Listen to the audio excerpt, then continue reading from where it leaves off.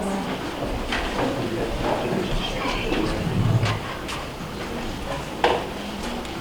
afternoon, ladies and gentlemen.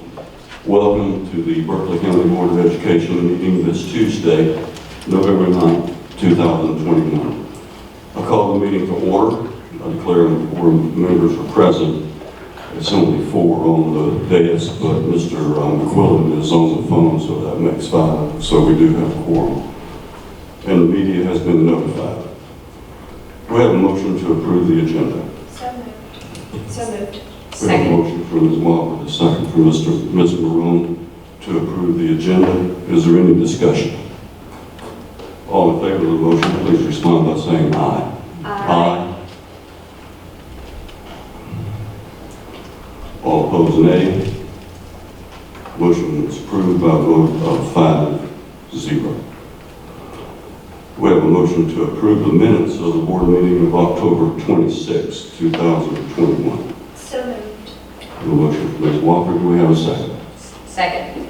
Second from Ms. Maroon to approve the minutes of the meeting of October 26, 2021. Is there any discussion? Hearing none, all in favor of the motion, please respond by saying aye. Aye. Any opposed, nay? Thank you, Matt. The motion is approved by a vote of 5-0. We need a motion to enter into executive session. Mr. Chair, I have a motion from Mr. McQuillan. second. Second from Ms. Walker to enter into executive session. The stated purposes of executive session are to be discussion of evaluation, employment, appointment, assignment, demotion, discipline, or release of an employee or employees as needed. 2C, legal update regarding a pending, threatened, or potential claim or other matter covered by attorney-client privilege. And 2D, 1 student transfer appeal and 6 student expulsion appeals. Is there any discussion? Hearing none, we'll call the question. All in favor of going into executive session, please respond by saying aye. Aye. Any opposed, nay? The ayes have it by a vote of 5-0. We are in executive session.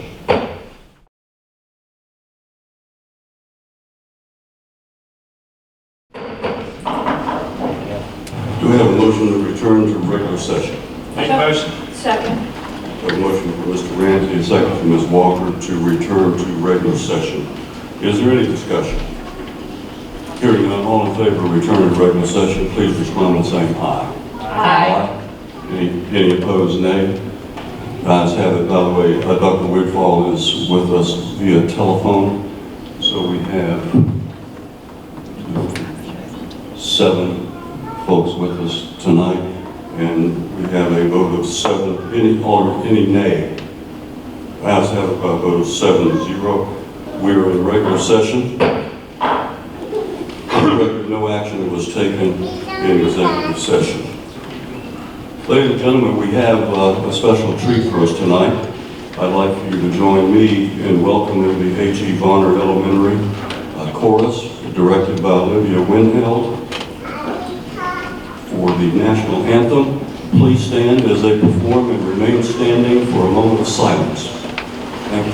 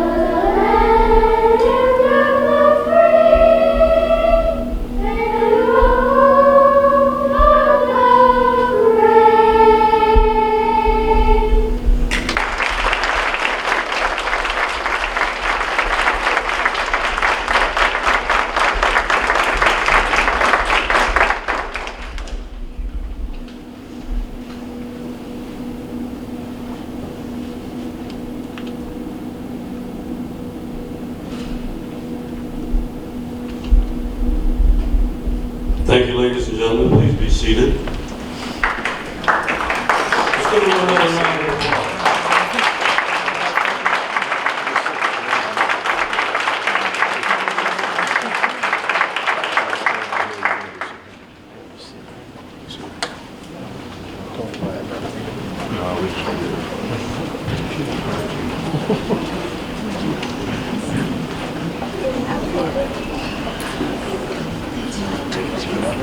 Thank you.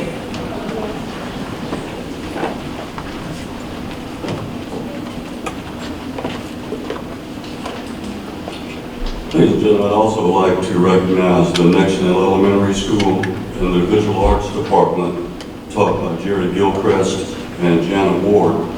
Student artwork has been displayed in the entryway for everyone's enjoyment. If you have not done so before the board meeting, please take time afterwards to look at this display of talent by all of our students. Let's give them a round of applause as well.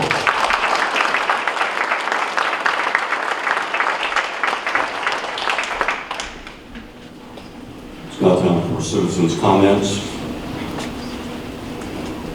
In order to conduct the meeting in an orderly and efficient manner, we ask that you honor the following guidelines. Stakeholder comments are welcomed and encouraged. However, the board will not take immediate action on public comments at this meeting.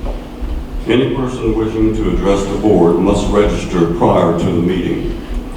Comments must be regarding programs, policies, or procedures. Comments regarding complaints against employees other than district level executives or references to students other than the child of the speaker will not be heard in public session. Groups addressing the same topic should select one speaker. Comments will be limited to 3 minutes per speaker. The board chair reserves the right to allot additional time or halt public comments that do not adhere to the guidelines. Our first speaker is Rashia McRae. The comment or concern is school zones attendance lines. While the new students are able to attend Cane-based schools and existing students have to leave and start a new school.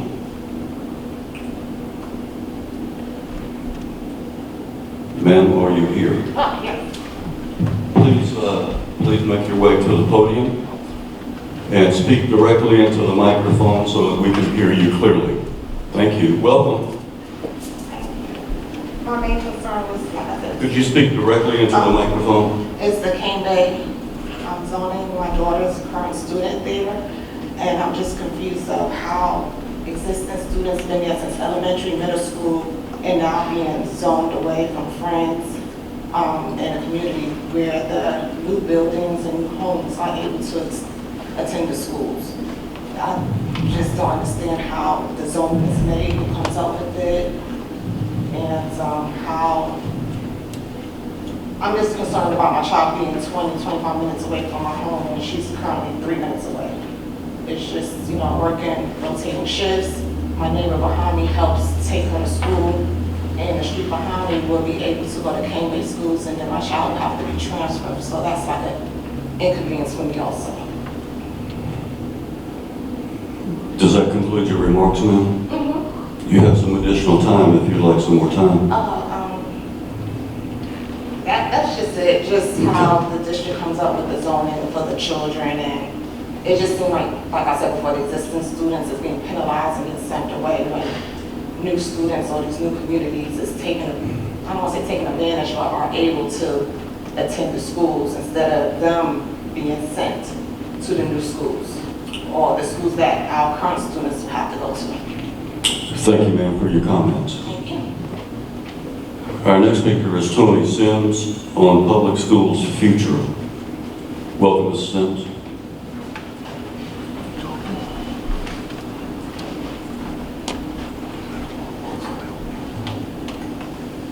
I'm concerned about public schools' future as far as comments made last week about a voucher and the movement of vouchers away from the public school system.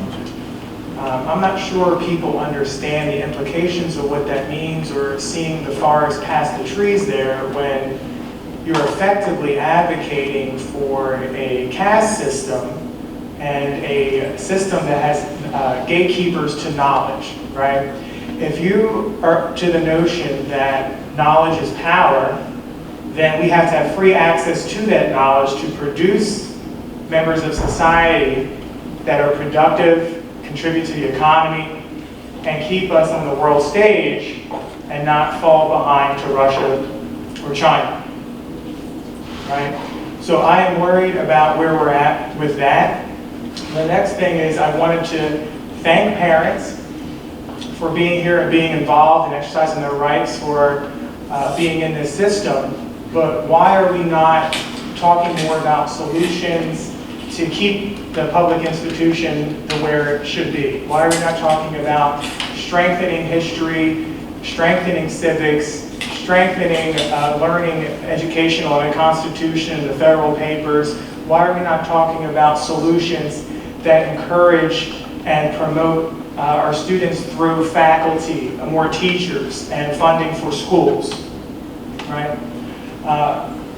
Yes, I'm awake to these issues because I understand the implications of them if we turn a blind eye to it, if we stay asleep. I don't want to be asleep when they cancel our textbooks and freedom of speech for it. I don't want to be asleep when they dismantle our public school systems as we know it. I don't want to be asleep when they effectively advocate for a voucher system that is the same thing as a clever way of saying defund our public school systems, but I didn't stand for it when it said defund the police.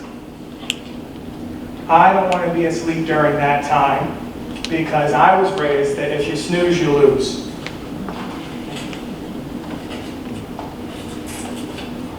Thank you, Mr. Sims. Our next speaker is Rose, I think it's Sutters, on the rezoning of Wynwood. I hope I got your last name correct. Close enough. Okay. Welcome, ma'am.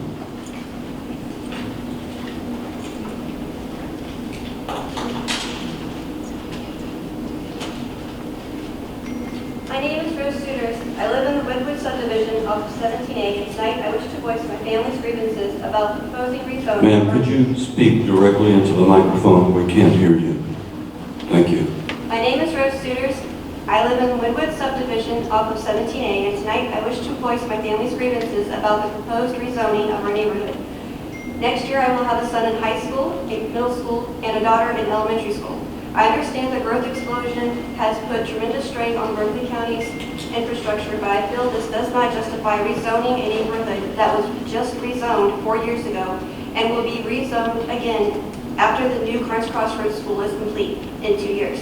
Despite being 2.5 miles from Cane Bay schools, we were rezoned to Fox Bank Elementary 5.5 miles away 4 years ago. We happily went along with it. As a family, we have enjoyed, cherished our time at Fox Bank and are looking forward to our daughter's 5th grade graduation as part of the first class to attend Fox Bank from kindergarten through 5th grade.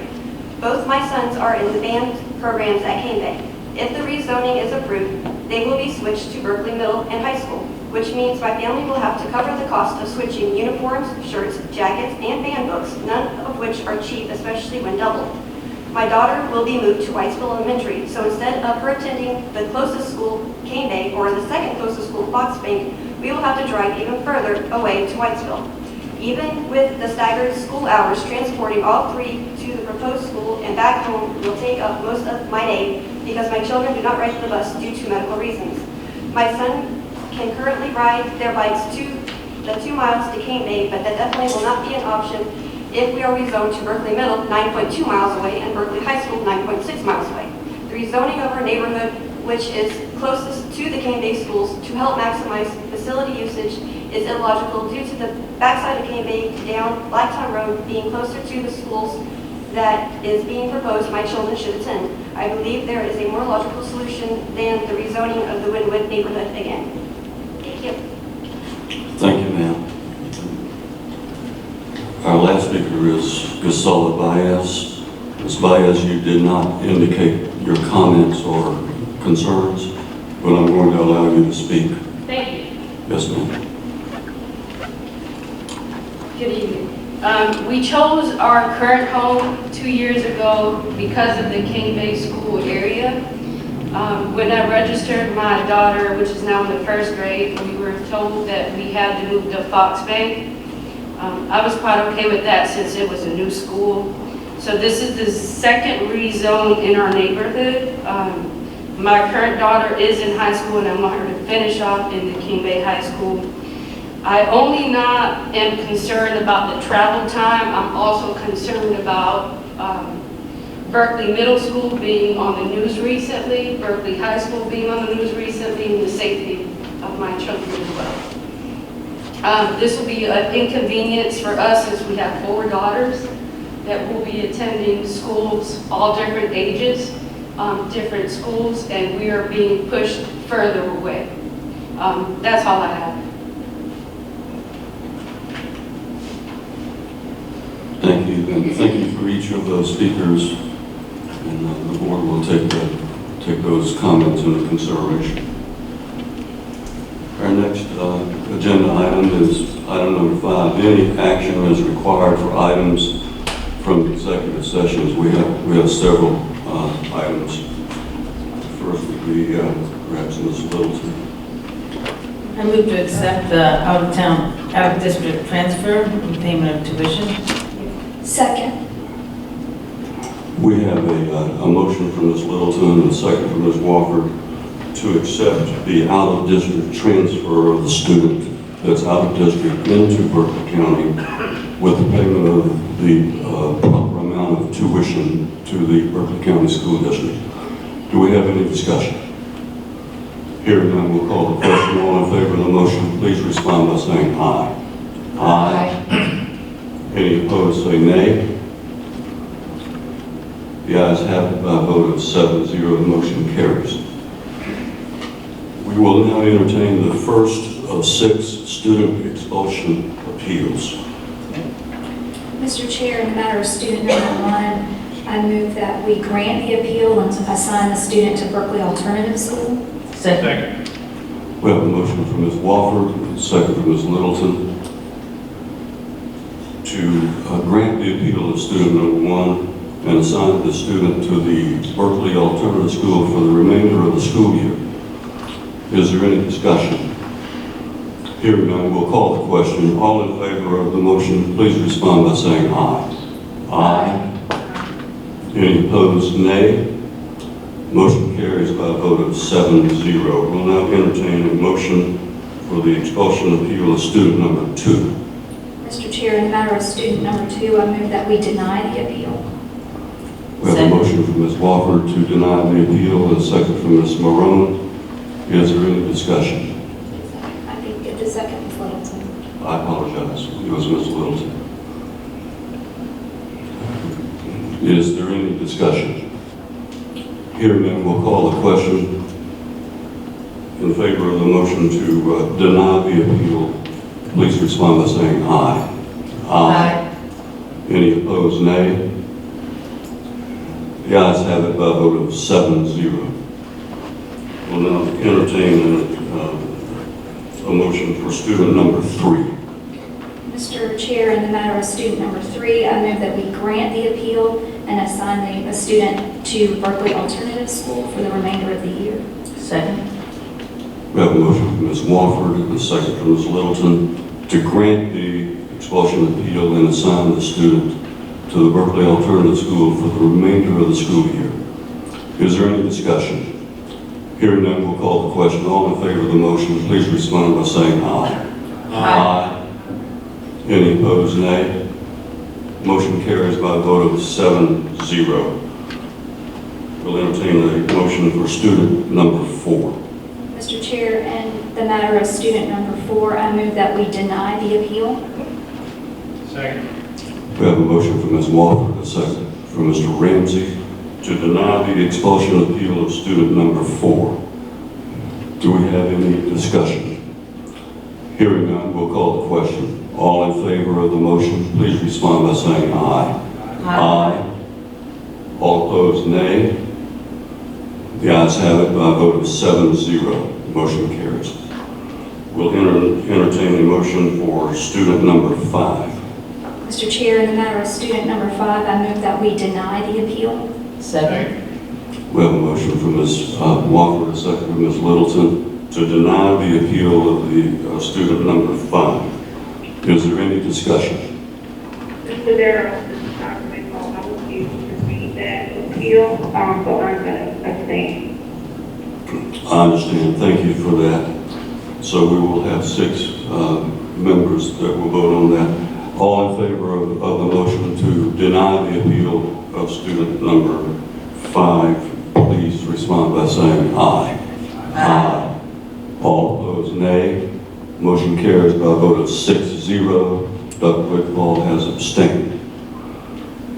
And lastly, the student expulsion appeal of student number 6. Mr. Chair, in the matter of student number 6, I move that we deny the appeal. Second. We have a motion from Ms. Wofford and a second from Ms. Littleton to deny the expulsion appeal of student number 6.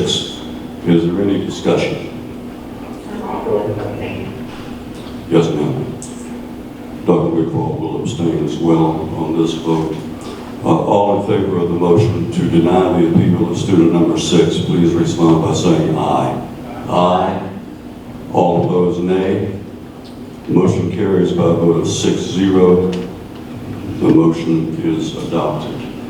And we also have some other motions. Number 8. Let's just keep it going. Yes. Mr. Chairman, I move to accept the recommendation of the administration to name Mr. James Cate as the new Innovative Learning Coordinator with a starting date of January 3rd, 2022. We have a motion. Do we have a second? Second. We have a motion from Ms. Wofford, a second from Ms. Maroon, to accept the recommendation of the administration to name Mr. James Cate as the new Innovative Learning Coordinator with a starting date of January 3, 2022. Is there any discussion? Hearing none, we'll call the question. All in favor of the motion, please respond by saying aye. Aye. Any opposed, nay? Motion carries by a vote of 7-0. Congratulations, Mr. Cate. Stand for recognition.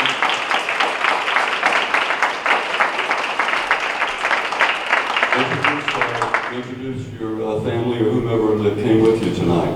My beautiful wife here, Marie Kate, and our daughter Isabel. Could y'all stand and have a photo op?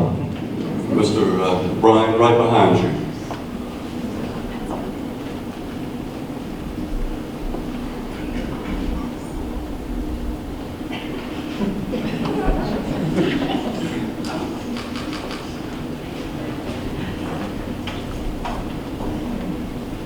Congratulations, Mr. Cate. And also we have another HR motion, Ms. Maroon. Mr. Chairman, I move to accept the recommendation of the administration to name Ms. Sonia Gatson-Wilson as the new Classified Employment Coordinator with the starting date of November 29th, 2021. Second. We have a motion from Ms. Maroon, a second from Ms. Littleton, to accept the recommendation of the administration to name Ms. Sonia Gadsden-Wilson as the new Classified Employment Coordinator with a starting date of November 29th, 2021. Is there any discussion? Hearing none, we'll call the question. All in favor of the motion, please respond by saying aye. Aye. All opposed, nay. Motion carries by a vote of 7-0. Congratulations, Ms. Gadsden-Wilson. Stand up and be recognized.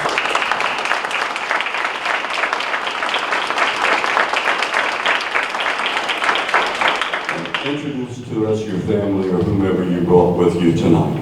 My husband, Caleb. Please stand as she introduces you. My husband, Caleb. My mother, Louisa McKelvey Gaston, and my son, Daniel Seabrook. Congratulations.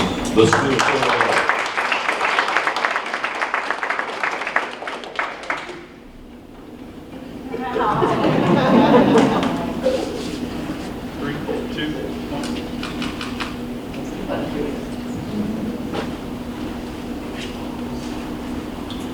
I think we have one final motion coming out of the executive session this evening. Mr. Ramsey. Mr. Ramsey. This is number 10. Chairman, I move to accept the personal recommendations of the administration as discussed in executive session. Do we have a second? Second. We have a motion from Mr. Ramsey and a second from Ms. Wofford to accept the personnel recommendations of the administration as discussed in executive session. Do we have any discussion? Hearing none, we'll call the question. All in favor of the motion, please respond by saying aye. Aye. All opposed, nay. Motion carries by a vote of 7-0. And now the next item on the agenda is committee assignments. I'm going to, since Ms. Tanner is unavailable for the committee meeting at this time, we'll have Ms. Wofford assume the responsibilities as chair of the committee. But beginning with that, we'll have Ms. Littleton with her committee. But first of all, we will have to recess the regular meeting to go into the committee meeting. So at this time, I will recess from the regular meeting to go into the committee meetings. Ms. Littleton.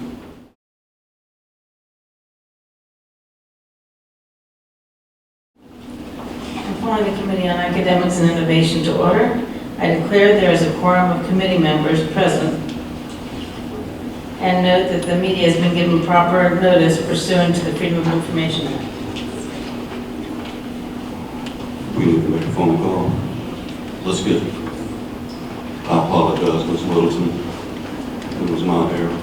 Thank y'all for coming, by the way. I appreciate it. I don't blame you for leaving.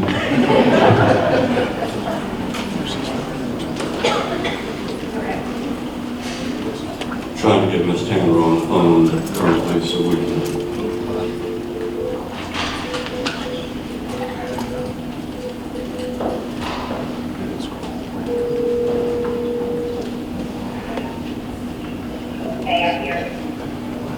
Okay, we are in the process of beginning the committee meetings.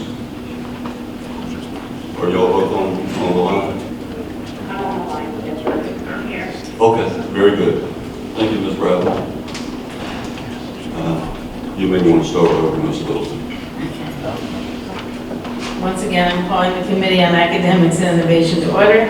I declare there's a quorum of committee members present, and the media has been given proper notice pursuant to the Freedom of Information Act. Do we have a motion to approve the agenda? Make the motion. Second. We have a motion by Mr. Ramsey to approve the agenda and a second by Ms. Littleton. All in favor of this motion respond by saying aye. Aye. Aye. The motion is approved with a vote of 3-0.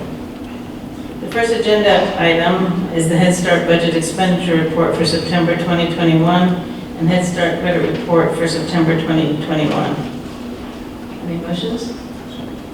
I make the motion to approve the agenda item number 1. Second? Mr. Ramsey has made a motion to approve the credit card reports. Is there a second? Second. All in favor of the motion, please respond by saying aye. Aye. Aye. All opposed, say nay. The motion approved by a vote of 3-0. The second agenda item is the 2021-2022 Berkeley County School District adoption of state textbooks. Mr. Dixon, you're recognized.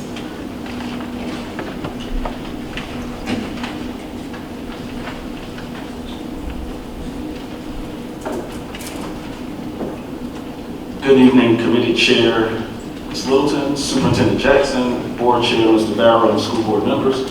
On August 4th, 2021, the South Carolina Department of Education approved funding for multiple textbooks. The Academics and Innovation Department then organized VCSD committees of teachers selected by their principals to review the new options available for them in the State Department. After a thorough examination to ensure alignment with standards and instructional models, each school submitted a vote for their selection. Currently, the textbooks in use are from previous adoptions. According to Board Policy IFAA, the adoption of textbooks in the Berkeley County School District is made by committees composed of classroom teachers, subject area coordinators, and directors based upon the recommendation of the principals of the school district. The adoption process was supervised by the Director of Curriculum and Instruction, as well as the Chief Academics and Innovation Officer. All textbooks must be approved by the board We bring to you for your consideration the following textbooks for a second committee reading in the categories of science and health, ELA, social studies, fine arts, and career technical education. Thank you, Mr. Dixon. Is there a motion? I make the motion that we approve the 2021-2022 BCSD adoption of state textbooks as recognized. Second?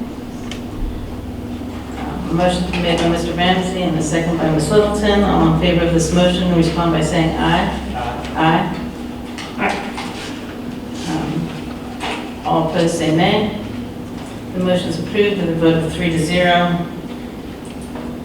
And Mr. Dixon, if you could give us a teacher forum update, please. Academics and Innovation would like to recognize our Teacher Forum co-chairs, our 2020 District Teacher of the Year, Judy Rainey, and our 2021 District Teacher of the Year, Brittany Gary. Provide the updates.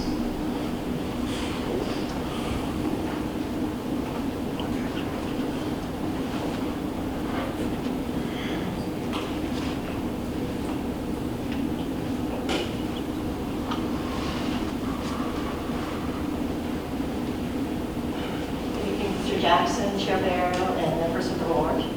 Brittany and I are here tonight to give you a brief update of Teacher Forum. We had our fall meeting on Thursday, October 7th at Monroe. Teachers were engaged in creative learning experiences throughout the day that highlighted our BCSD work and life skills and the engineering design process. As a result of our bike initiative, Gear Up to Move and Be Moved, teachers collaborated to build 4 bikes for kids that were donated to us by various community partners. Many of us had never taken on the task of building a bike, and it not only proved to be an awesome team building experience, but it was also loads of fun. During our meeting, each teacher received a copy of the children's book, I Am One, a book of action by Susan Verde. This book was not only used to inspire teachers, but also to inspire students to start something beautiful. Teacher Forum indeed started something beautiful that day. They took action. I'm sorry, the picture is not loading on it. They took action and voted to donate the bikes to the Callie Lacey Center for Children in Moncks Corner. Mr. Dan Daniel, the Vice President of Development for Callie Lacey, joined us to share the Callie Lacey story. Hearts were touched and minds were ignited. Teachers then voted to adopt Callie Lacey Center for Children for this school year. The children at the Callie Lacey Center and the children that are served through an outreach program with the Callie Lacey Center are all BCSD students. Teacher Forum feels strongly that this is one way that we can unite our schools and communities as we ignite our passion to love, serve, and care. Our new bike initiative will continue throughout the year as we work with local businesses for donations. So if you or any of our viewers watching tonight would like to donate a new bike, assembled or unassembled, Teacher Forum will be thrilled to accept your donations. Just email me or Brittany. Teacher Forum has taken the initiative to start a movement that will make a difference in the lives of others. Plans are underway to involve our schools in this movement, not only by building bikes and donating them, but also by collecting and donating needed supplies for the Callie Lacey Center. Teachers also had the opportunity during our fall meeting to work with their passion project teams as they began to design projects that align with our core values. In the coming months, we will share some of the highlights of these creative endeavors. So as Susan Verde writes, every movement and moment of change starts with purpose, with intention, with one, with me, with you.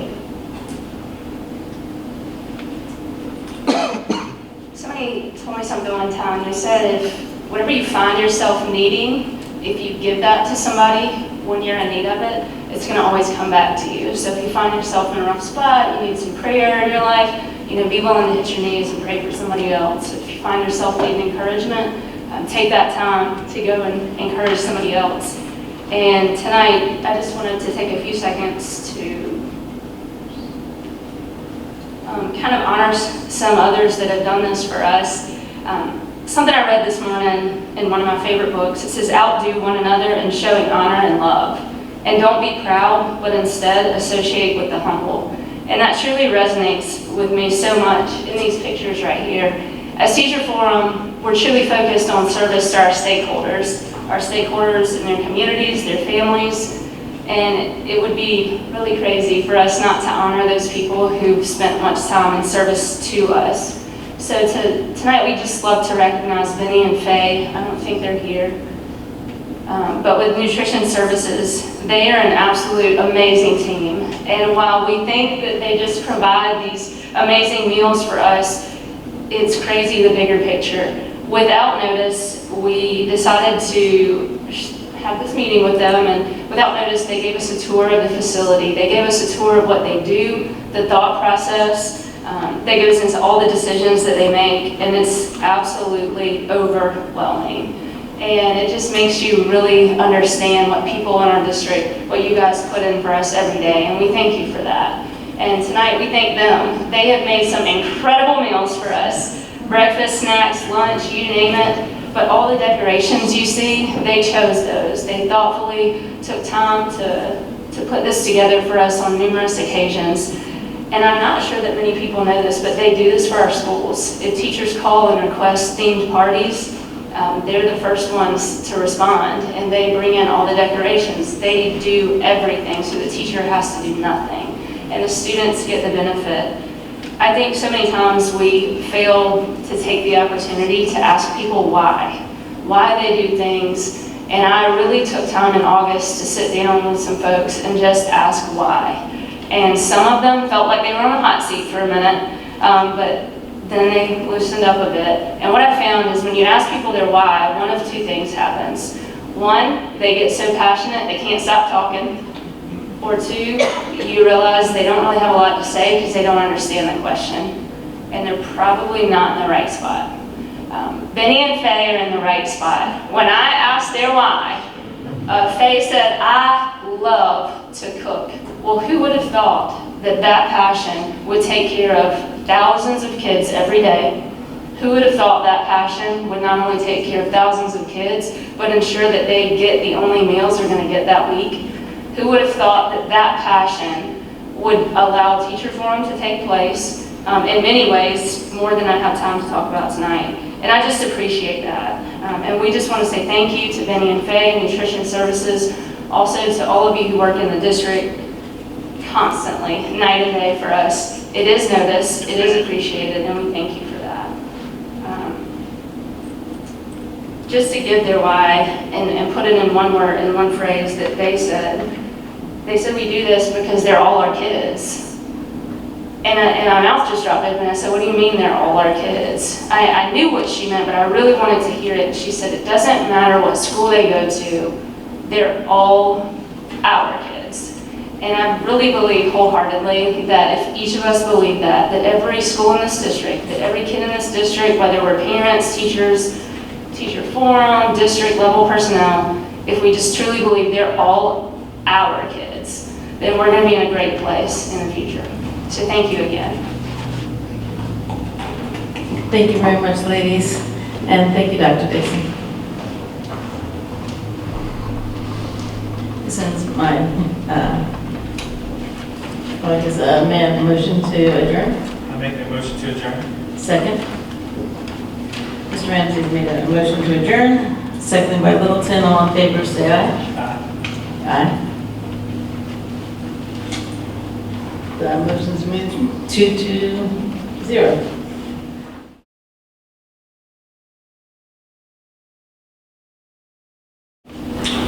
We have Mr. McQuillan absent tonight, so what I'm going to do is, without objection, I'm going to appoint Ms. Wofford to the Finance and Capital Planning Committee meeting this evening as chair to handle this business. So Ms. Wofford, if you will.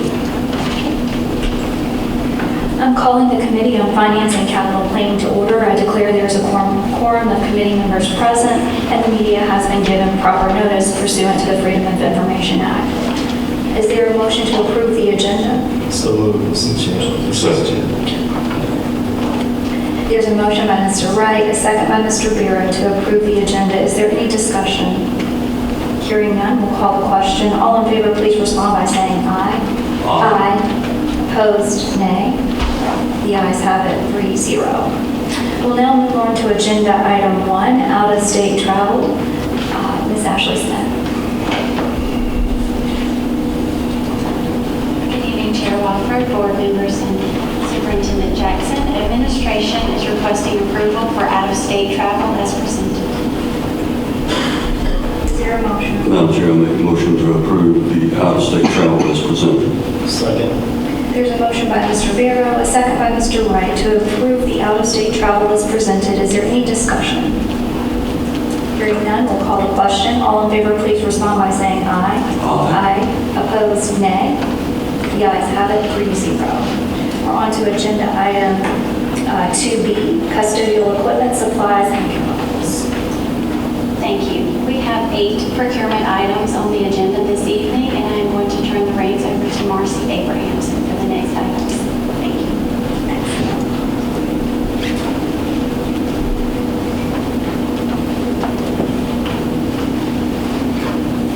Good evening, Chairman Wofford, Chairman Barrow, Superintendent Jackson, and board members. This evening we have several procurement items for you. The first of which is RFP 616-2122 for custodial equipment, supplies, and chemicals. This solicitation was conducted to replace an existing expiring term contract to provide a source of supply for all custodial equipment, supplies, and chemicals for the district. The initial contract term is 1 year with the option to renew for 4 additional 1-year terms, and we recommend award to the 2 top-ranked responsive and responsible vendors, which is Dell Office Supply and the Home Depot Pro, for an estimated 1-year contract value of $989,893.83 and an estimated 5-year contract value of $4,949,469.15. Question, so these 2 vendors are going to split this bid? Yes, sir. Are either of these vendors a vendor from, have we worked with either of these 2 vendors before? We have worked with the Home Depot Pro on custodial supplies before. This is our first experience with custodial supplies with Harold Office Supply, but we worked with them in the past on office supplies and furniture and things like that. And we checked their references with some other districts that are using them for custodial supplies, and they received a positive rating. Any other questions? Madam Chair, I make a motion to approve the award of RFP 616-2122 for custodial equipment, supplies, and chemicals to Harold Office Solutions and the Home Depot Pro for an initial contract term of 1 year, valued at $989,893.83, with 4 optional 1-year renewals for a potential 5-year contract value of $4,949,469.15. Second. There's a motion by Mr. Vero, a second by Mr. Wright to approve RFP 616-2122, custodial equipment, supplies, and chemicals. Are there any other questions or comments? Hearing none, we'll call the question. All in favor, please respond by saying aye. Aye. Opposed, nay. The ayes have it, 3-0. We'll now move on to agenda item 2C, reconditioning and hygiene services for football helmets and equipment. Again, the solicitation was conducted to secure a source of supply for an expired term contract to recondition and clean the district's football helmets and equipment. Bid packages were sent to all 14 NAERA certified vendors, and we received back 1 responsive bid and 1 non-responsive bid. The responsible bidder was Shutt Sports for a 1-year contract value of $48,720 and an estimated 5-year contract value of $243,600. Have we, is Shut who we are with now, or Yes, ma'am, they were the incumbent contract they were holder. the incumbent? Yes. And they were the only responsive? Yes, ma'am, the second vendor failed to submit an entire package. Okay. They're also a manufacturer of the helmet as well. That's correct, we have, yes. I don't think we have all Shut helmets. No, we don't, but they will refurbish all brands. Okay. Just so long we do it on time. Yes, ma'am, we keep. Is there a motion for agenda item 2C? So moved, Mr. Chair. Second.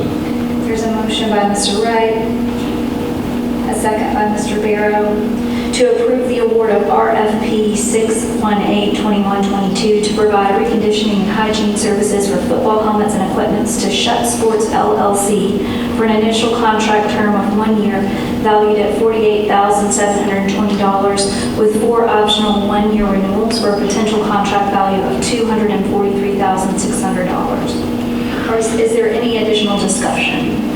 Hearing none, we'll call the question. All in favor, please respond by saying aye. Aye. Opposed, nay.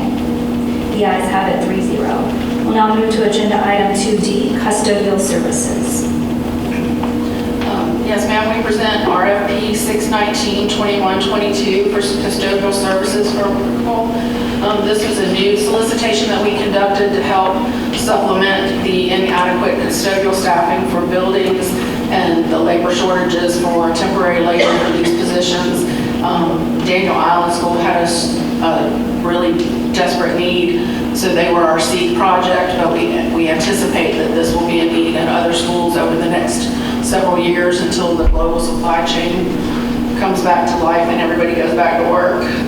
So we have an estimated initial project value of $35,280 and an estimated 5-year contract value of $1,764,000.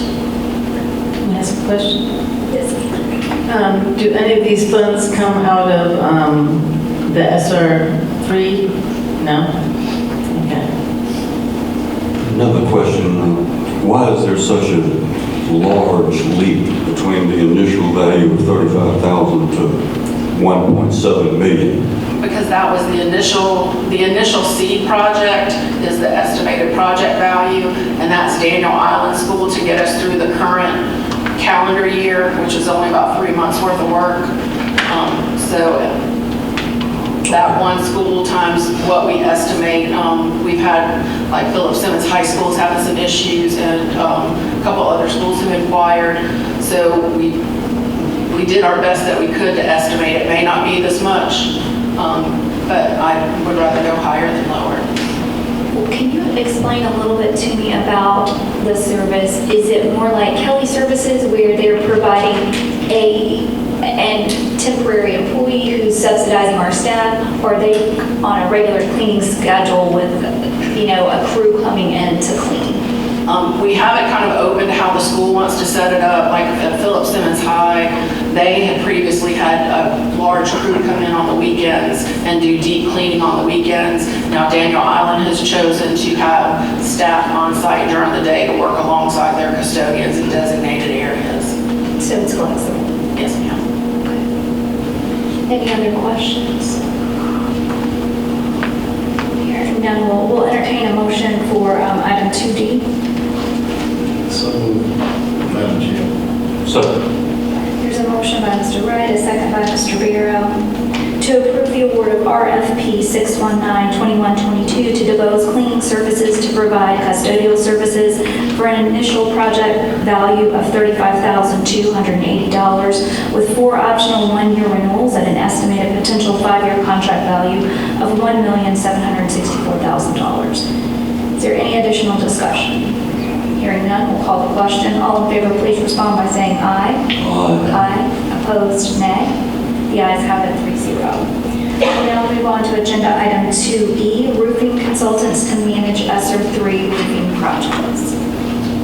Yes, ma'am. RFQ 621-2122 was conducted to acquire the services of roofing consultants to assist with the ESSER 3 roofing projects and building envelope projects stipulated in the district spending plan. Negotiations are currently in progress for the dollar amount of this contract, and that will be reported back to you in December of 2021. However, we need to make award to these so we can expedite the design work to get the bids issued in January for the actual projects.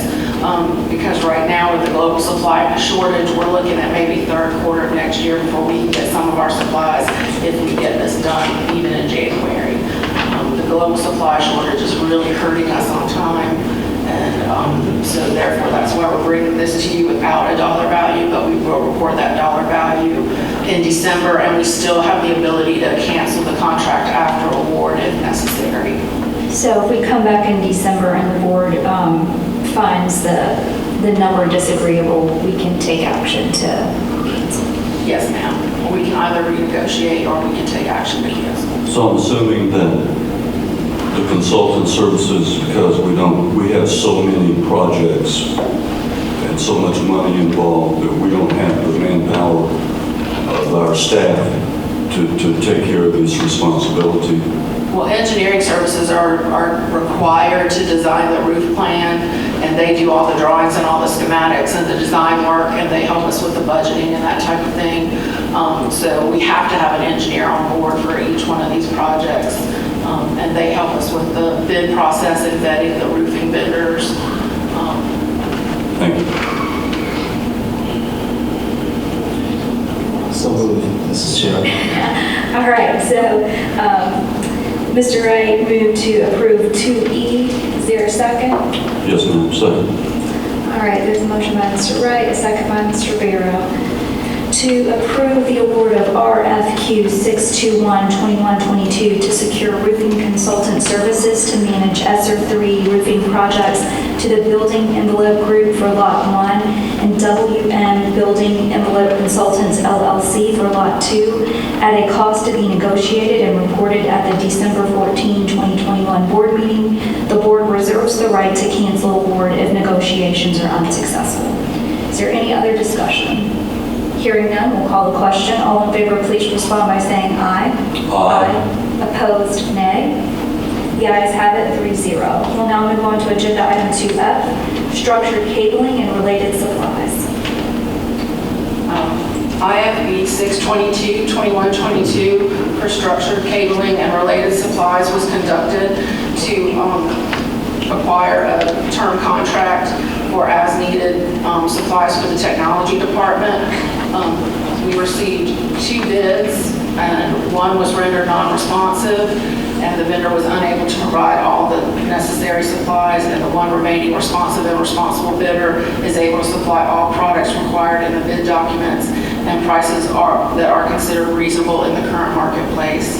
We asked for an initial contract term of 1 year with the option to renew for 4 additional years to Gray Bar Electric for an initial value of $506,000, 66 cents, $506,066.20. That's just a lot of sixes. And the estimated 5-year contract value is $2,530,331. Is there a motion for 2F? Madam Chair, I'll make a motion to approve. Second. There's a motion by Mr. Barrow, a second by Mr. Wright, to approve the award of IFB 622-2122 for structured cabling and related supplies to Gray Bar Electric Incorporated for an initial term of 1 year with an estimated value of $506,066.20 with the option to renew for 4 additional 1-year terms for a potential estimated contract value of $2,530,331. Is there any other discussion? Hearing none, we'll call the question. All in favor, please respond by saying aye. Aye. Opposed, nay. The ayes have it. We'll now move on to 2G, terrazzo tile repairs. RFP 623-2122 for terrazzo tile repairs was conducted to secure a qualified contractor to perform repairs and/or replacement of existing terrazzo flooring at any Berkeley County School District property on an as-needed basis. This contract shall not include new construction. We awarded to Baltic Flooring at $1.75 per square foot.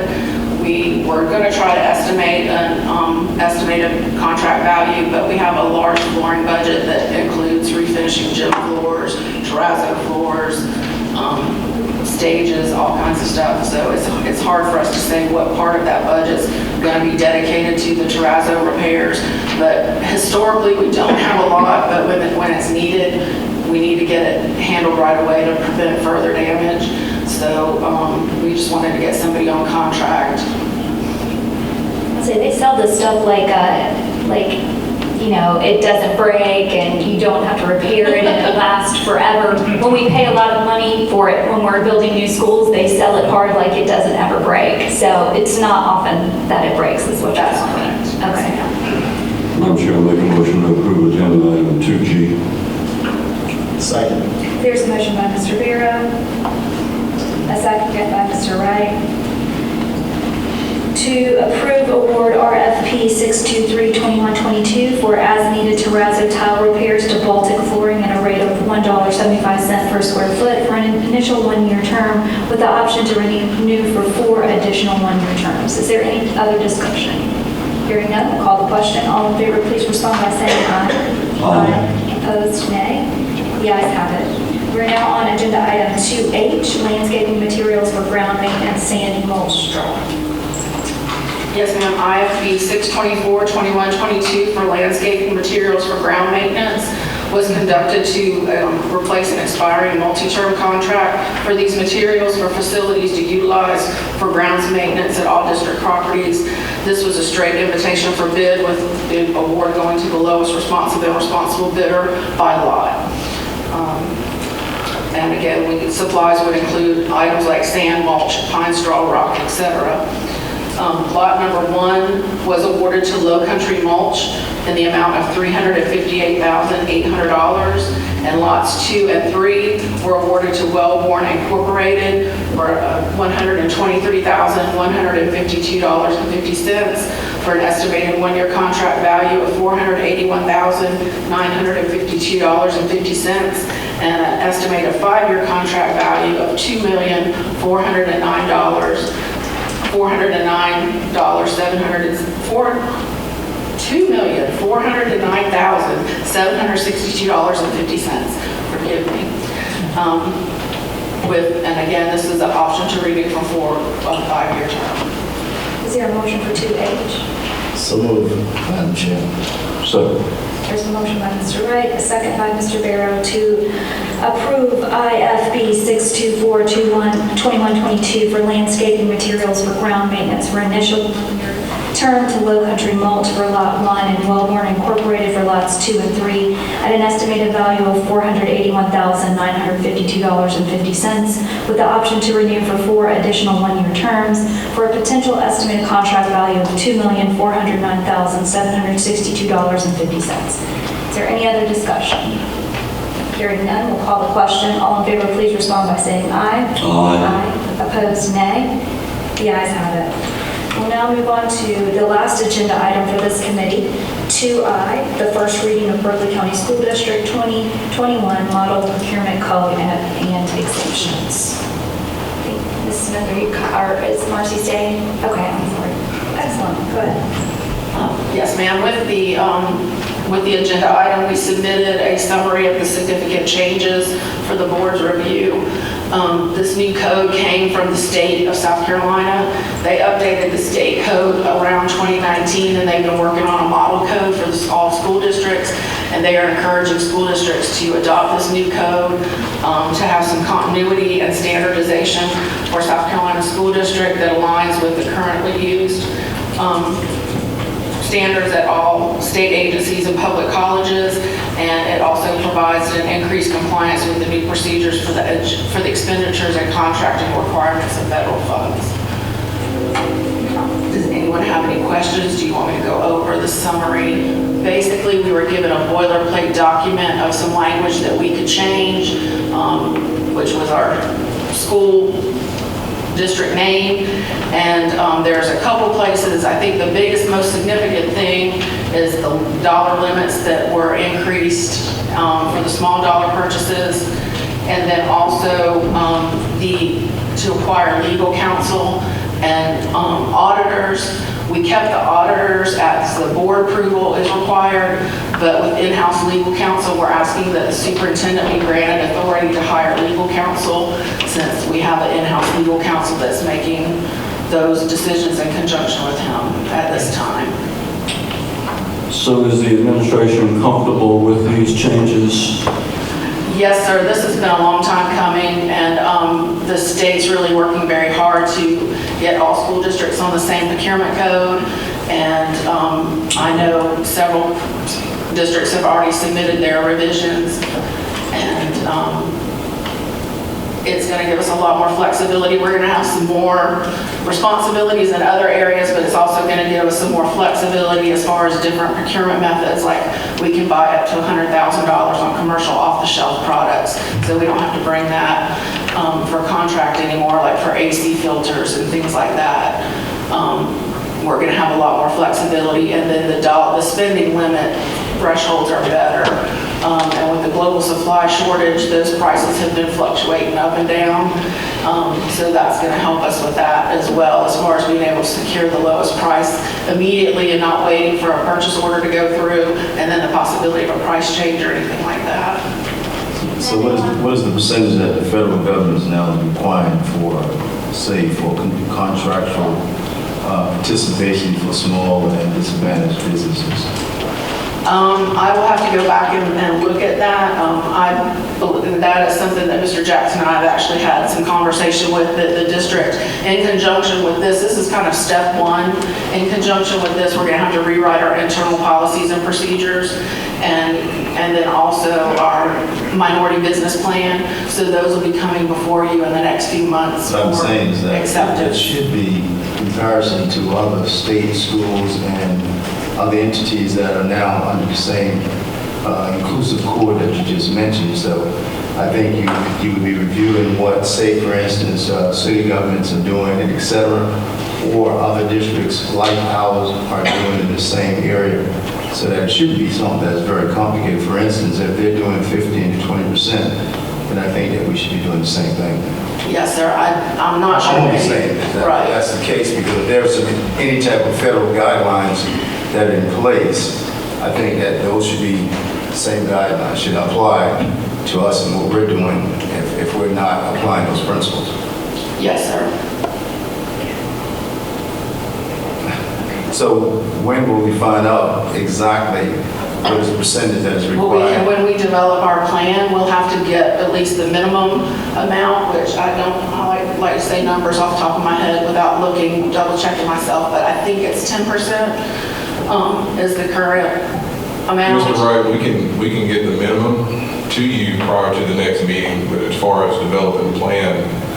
I just want to know what everybody else were required to do in entities such as ours, and if they are doing a certain amount, I think that we should be doing the same thing. At a minimum. If it's 15, 20%, whatever it is, they should not be doing something totally different from what we're doing. If we're the same type of institution, I think it should apply to us as well. So I'm just concerned about what others are doing with Charleston County, Dorchester, City of Charleston, et cetera, and if that's the same core that we should be under. And I would hope that we'd be applying those same principles. That's all I'm saying. So right now, it's not that important for me to get those numbers, but whenever we put it together, I would like for it to look like theirs, that ours would not be 10% if they're doing 15% or 20%. I'm just using those numbers as an example. I'm just saying is that let us not, develop our percentage different from anyone else's, is all I'm saying. Let's make sure that we're doing the same thing that they're doing. Yes, sir. Thank you very much. So this is first reading, right? And I did want to point out that First reading, so we'll have information, we'll have another month to get this information for us before the next meeting. actually, once it's approved this evening, it goes. I can't hear you, man.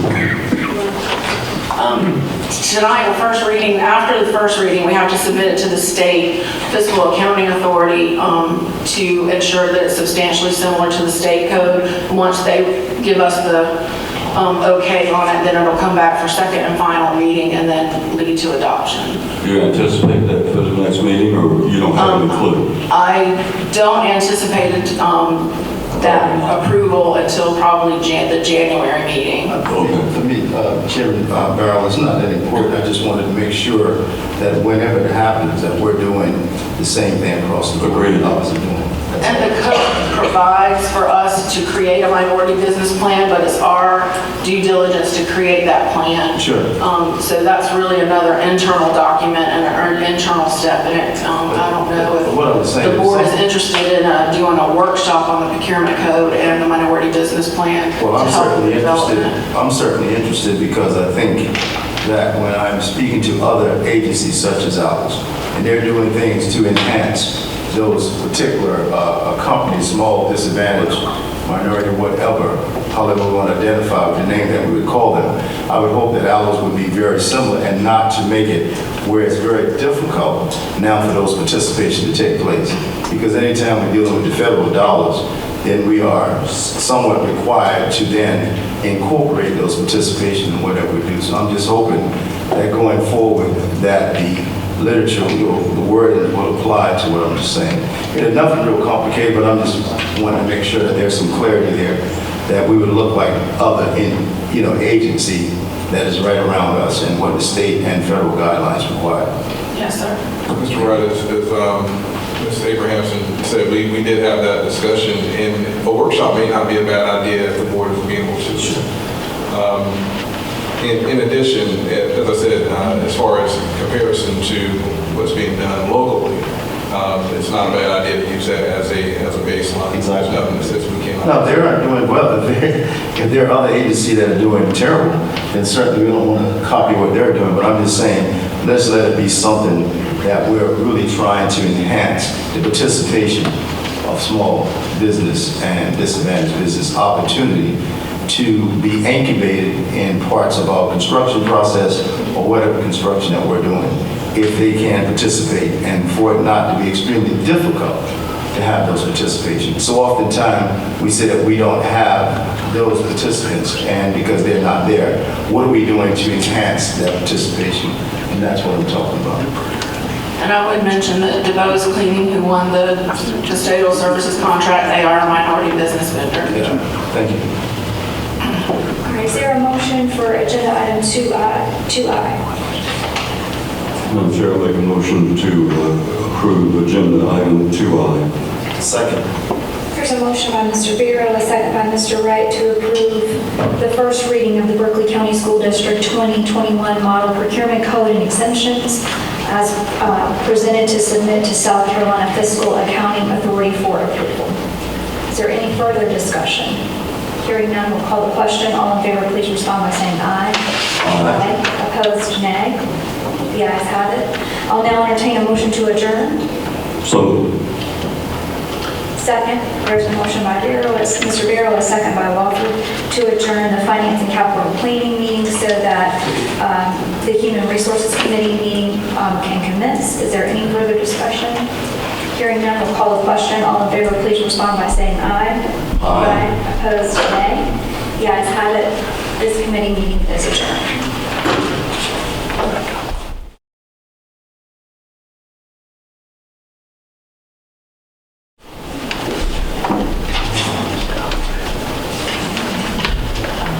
I'm calling the Committee on Human Resources to order. I declare there's a quorum of committee members present and note that the media has been given proper notice pursuant to the Freedom of Information Act. I'll now entertain a motion to approve the agenda. So moved. Second. There's a motion by Ms. Morone, a second by Ms. Tanner to approve the agenda. Is there any discussion? Hearing none, we'll call the question. All in favor, please respond by saying aye. Aye. Aye. Opposed, nay. The ayes have it, 3-0. We'll now move on to the agenda items. 2A, Policy GBK. Dr. Whitley.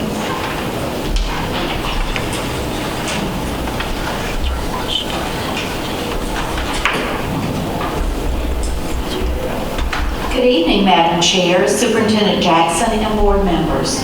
We are requesting first reading approval of policy GBK, staff concerns, complaints, grievances. The policy was last revised in 2020. The updated version seeks to remove terminations, sexual harassment, and general harassment from the grievance process.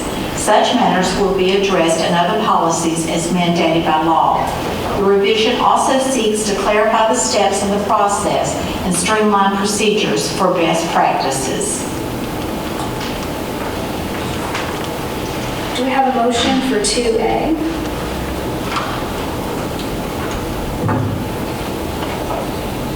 I make a motion to approve the first reading of policy GBK, staff concerns, complaints, grievances, as presented. Is there a second? There's a motion by Ms. Marone, a second by Ms. Tanner. To approve the first reading of policy GBK, staff concerns, complaints, and grievances as presented. Are there any questions for Dr. Whitley? Hearing none, we'll call the question. All in favor, please respond by saying aye. Aye. Aye. Opposed, nay. The ayes have it, 3-0. We'll now move on to agenda item 2B, GBKE grievance form, first reading. We are requesting first reading approval of GBKE grievance form. The form has minor changes that should be updated to align with the proposed policy revisions. Is there a motion? I make a motion to approve the first reading of GBKE grievance form as presented. Second. There's a motion by Ms. Marone, a second by Ms. Tanner to approve the first reading of GBKE, the grievance form as presented. Are there any questions? I felt like these changes were clerical in nature. I don't, guess me, just updates to the form. All right, hearing no questions, we'll call the question. All in favor, please respond by saying aye. Aye. Aye. Aye. Opposed, nay. The ayes have it, 3-0. We'll now move on to agenda item 2C, policy GCQF, discipline, suspension, and dismissal of instructional staff, first reading. We're requesting first reading approval of policy GCQF, discipline, suspension, and dismissal of instructional staff, first reading. Is there a motion? I make a motion to approve the first reading of policy GCQF, discipline, suspension, and dismissal of instructional staff as presented. Second. There's a motion by Ms. Marone, a second by Ms. Tanner to approve policy, wow, that one's so hard to read, GCQF, discipline, suspension, and dismissal of instructional staff as presented. Again, this is a first reading. Is there any discussion? Hearing none, we'll call the question. All in favor, please respond by saying aye. Aye. Aye. Opposed, nay. The ayes have it, 3-0. We're on the last agenda item for the Human Resources Committee, 2D, policy GDQD, discipline, suspension, and dismissal of support staff, first reading. We are requesting first reading approval of policy GDQD, discipline, suspension, and dismissal of support staff. This policy was last revised in 2018. The proposed revisions include options for discipline with the goal of retaining employees using restorative practices. The administration proposes to align the discipline of support staff with that of professional staff to the greatest extent possible. These changes address discipline and appeals for support staff. Is there a motion for item 2D? I make a motion to approve the first reading of policy GDQD, discipline, suspension, and dismissal of support staff as presented. Second. There's a motion by Ms. Marone, a second by Ms. Tanner. Is there any discussion? I hope this will make it easier for our people to manage employees, because both kinds of employees will have the same path, basically, or similar discipline paths. Yes, ma'am, it's very similar. And I think everything, it makes it more focused and clear at all. Very good. All right, any other discussion? Hearing none, we'll call the question. All in favor, please respond by saying aye. Aye. Aye. Aye. Opposed, nay. The ayes have it, 3-0. I'll now entertain a motion to adjourn the Human Resources Committee meeting. Ms. Tanner? Second. Ms. Morone. A motion by Ms. Tanner, a second by Ms. Morone to adjourn. Is there any discussion? Hearing none, we'll call the question. All in favor, please respond by saying aye. Aye. Opposed, nay.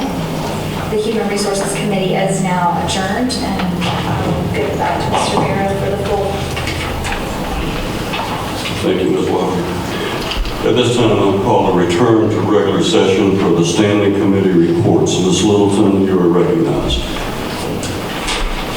Mr. Chairman, the Committee on Academic Innovation met earlier this evening, and on recommendation of the committee, I move to approve the Head Start budget expenditure report for September 2021 and the Head Start credit card report for September 2021. We have a recommendation from committee and no second is required. Is there any discussion? Hearing none, all in favor, please respond by saying aye. Aye. Any opposed, nay. We have a vote of 7-0. The motion carries. Also on recommendation of the committee, I move to approve the committee recommended books selected by teachers as presented for second committee reading. We have a recommendation from the committee and no second is required. Is there any discussion? Hearing none, all in favor of the motion, please respond by saying aye. Aye. Any opposed, nay. The ayes have it by a vote of 7-0. Motion carries. Mr. Chair, that concludes my report. Next is the Committee on Finance and Capital Planning. Mr. Chairman, the Committee on Finance and Capital Planning met earlier this evening, and on recommendation of the committee, I move to approve the out-of-state travel as presented. We have a recommendation from committee and no second is required. Is there any discussion? Hearing none, all in favor of the motion, respond by saying aye. Aye. Any opposed, nay. Ayes have it by a vote of 7-0. Motion carries. Also on recommendation of the committee, I move to approve the award of RFP 616-2122 for custodial equipment, supplies, and chemicals to Herald Office Solutions and the Home Depot Pro for one initial contract term of 1 year valued at $989,893.83 and 4 optional 1-year renewals for a potential 5-year contract value of $4,949,000. Bless you. Somebody sneezed. Oh, I was like, did I say it wrong? $4,949,469.15. We have a recommendation from committee and no second is required. Is there any discussion? Hearing none, all in favor of the motion, please respond by saying aye. Aye. Any opposed, nay. Motion carries by a vote of 7-0. Also on recommendation of the committee, I move to approve the award of RFP 618-2122 to provide reconditioning and hygiene services for football helmets and equipment to Shutt Sports LLC for an initial contract term of 1 year valued at $48,720 with 4 optional 1-year renewals for a potential 5-year contract value of $243,600. We have a recommendation from the committee. No second is required. Is there any discussion? All in favor of the motion, please respond by saying aye. Aye. All opposed, nay. The motion carries unanimously, 7-0. Also on recommendation of the committee, I move to approve the award of RFP 619-2122 to DeBose Cleaning Services to provide custodial services for an initial project value of $35,280 with 4 optional 1-year renewals for an estimated potential 5-year contract value of $1,764,000. We have a recommendation from the committee and no second is required. Is there any discussion? Hearing none, we'll call the question. All in favor of the motion, respond by saying aye. Aye. Aye. Any opposed, nay. The motion carries unanimously, 7-0. Also on recommendation of the committee, I move to approve the award of RFQ 621-2122 to secure roofing consulting services to manage ESSER 3 roofing projects to the Building Envelope Group for Lot 1 and WM Building Envelope Consultants LLC for Lot 2 at a cost to be negotiated and reported to the board December 14, 2021. The board reserves the right to cancel after award if negotiations are unsuccessful. We have a recommendation from committee and no second is required. Is there any discussion? Hearing none, we'll call the question. All in favor of the motion, please respond by saying aye. Aye. Any opposed, nay? Motion carries 7-0. Also, on recommendation of the committee, I move to approve the award of IFB 622-2122 for structured cabling and related supplies to Gray Bar Electric Incorporated for an initial one term with an estimated value of $506,066.20 with an option to renew for 4 additional one-year terms for a potential estimated contract value of $2,530,331. We have a recommendation from committee. No second is required. Is there any discussion?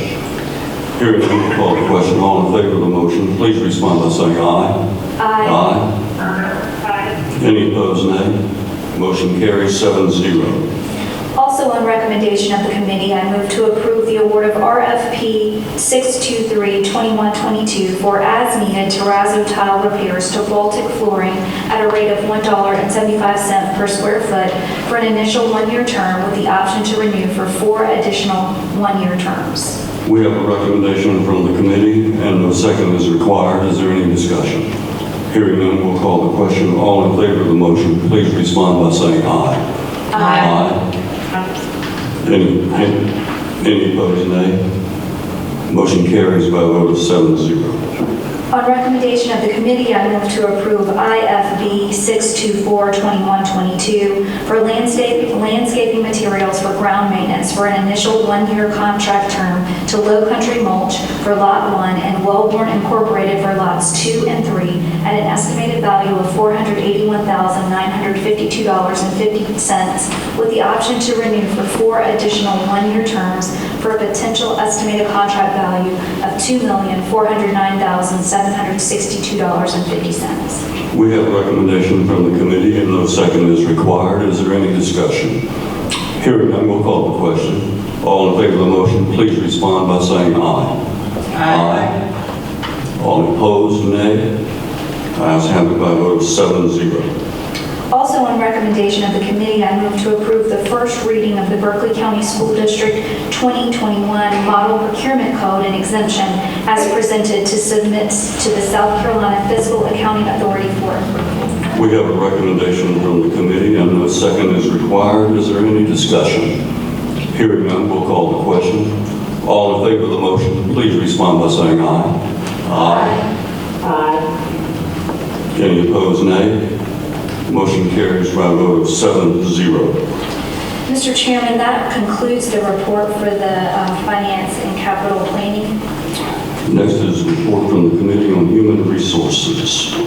Mr. Chairman, the Committee on Human Resources met earlier this evening, and on recommendation of the committee, I move to approve first reading of policy GBK, staff concerns, complaints, and grievances as presented. We have a recommendation from the committee. No second is required. Is there any discussion? Hearing none, we'll call the question. All in favor of the motion, please respond by saying aye. Aye. Any opposed, nay? Motion carries by a vote of 7-0. Also, on recommendation of the committee, I move to approve first reading of GBKE grievance forms as presented. We have a recommendation from the committee and no second is required. Is there any discussion? Hearing none, we'll call the question. All in favor of the motion, please respond by saying aye. Aye. Any opposed, nay? The ayes have it by a vote of 7-0. Also, on recommendation of the committee, I move to approve the first reading of policy GCQF, discipline, suspension, and dismissal of instructional staff as presented. We have a recommendation from the committee and no second is required. Is there any discussion? Hearing none, we'll call the question. All in favor of the motion, please respond by saying aye. Aye. Any opposed, nay? Motion carries by a vote of 7-0. Also, Also, on recommendation of the committee, I move to approve first reading of policy GDQD, discipline, suspension, and dismissal of support staff as presented. We have a recommendation from the committee and a second is required. Is there any discussion? Hearing none, we'll call the question. All in favor of the motion, please respond by saying aye. Aye. All opposed, nay. Motion carries by a vote of 7-0. Mr. Chairman, that concludes the report from the Human Resources Committee. Thank you, Ms. Walker. Next on the agenda will be attendance lines and student assignments. We'd like to welcome Mr. Mike Miller with Numerics LLC, who has done a lot of work on the attendance projections and some recommendations. Thank you, Mr. Miller. Take your time and speak directly into the microphone so we all can hear you. Yes, sir. Thank you, Mr. Chairman. Good evening, board members. Mr. Jackson. Let me get my PowerPoints.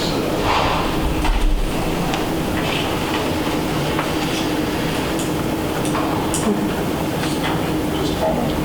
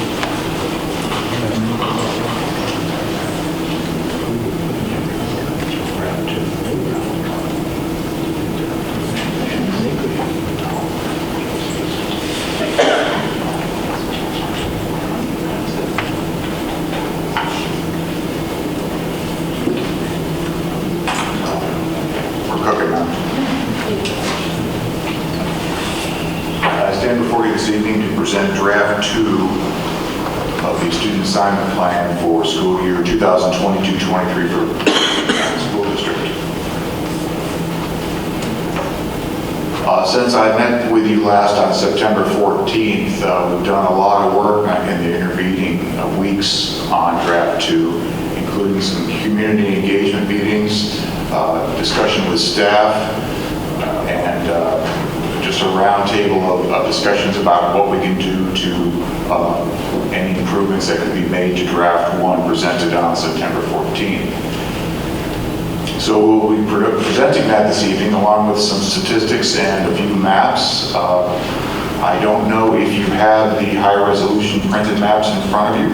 Do you? Or 3? You should have 3 11 by 17 maps. That'll help you zoom in a little bit because they don't show up so good on the screen. So without further ado. 3 community engagement meetings were held at Berkeley Middle on October 21st, Whitesville Elementary on November 2nd, and Macedonia Middle School on November 8th. And feedback, I don't have the statistics about all the feedback that was gathered there, but that was forwarded to staff and to myself.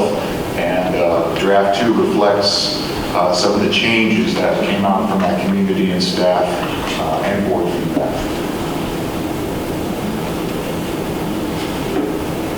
Now again, the main driver for this assignment plan for 2022-23, there's actually two. The first is the reconfiguration of Berkeley Elementary and Berkeley Intermediate into K-5 schools. So this plan will design two separate attendance boundaries for each of those schools, which would be K-5 in 2022-23. Again, this is a draft scenario, the second of two drafts presented before you. And draft 2 impacts Berkeley Elementary, Berkeley Intermediate, Berkeley Middle School, Berkeley High School, Cane Bay Middle, Cane Bay High School, Fox Bank Elementary, H.E. Bonner, Macedonia, and Timberland schools, and finally Whitesville Elementary School.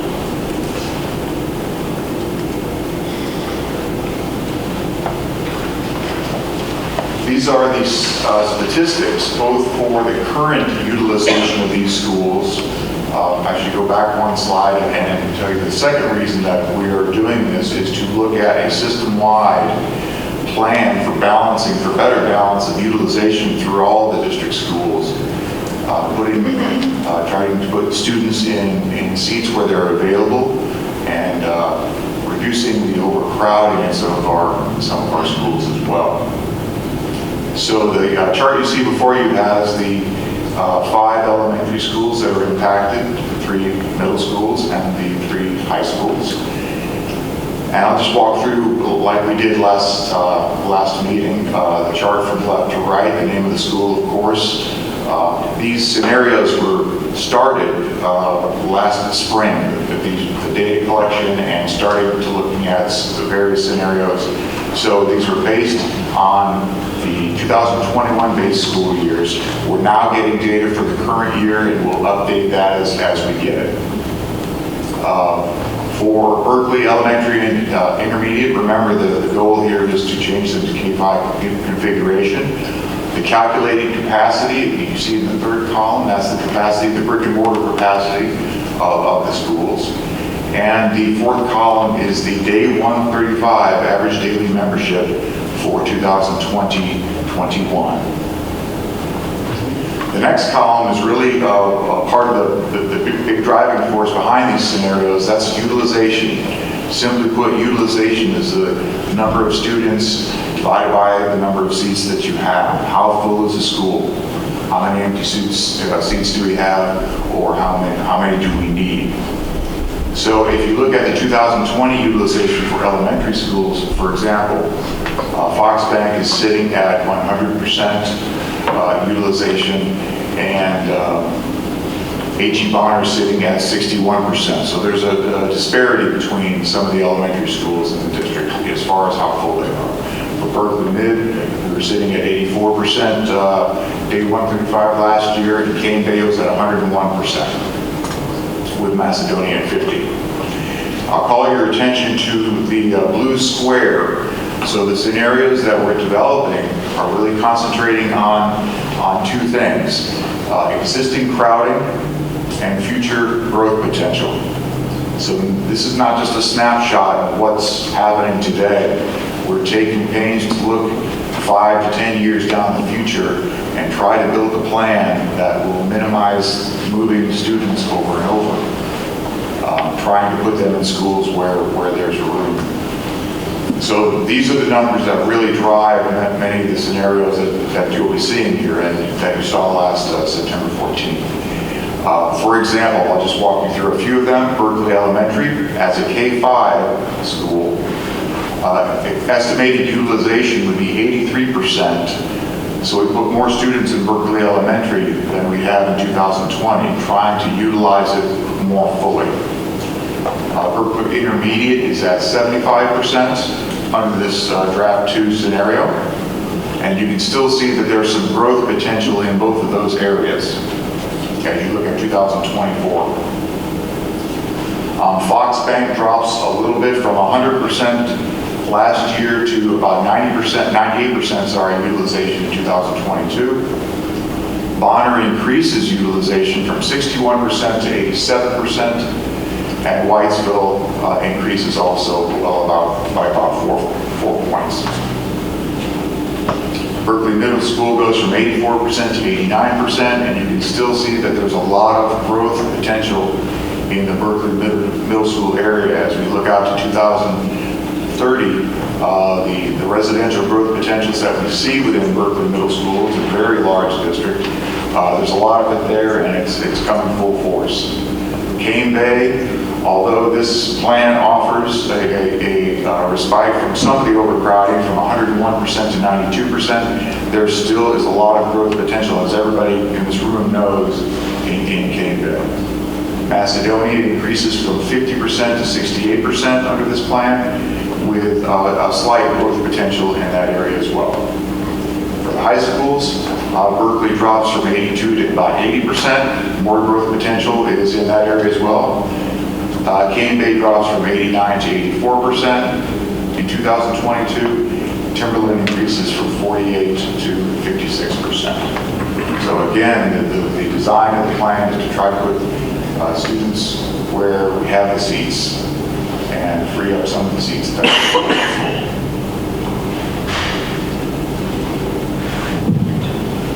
Mr. Miller, can you, where did the number of seats from Berkeley Middle School come from? Because I can tell you I got a kid at Berkeley Middle School, and if there is 15% capacity there, I don't know where you're gonna put them. But is it the capacity of Berkeley Middle School is 1,700 kids? That's Berkeley Middle School? That's not a reasonable number. I'm not sure.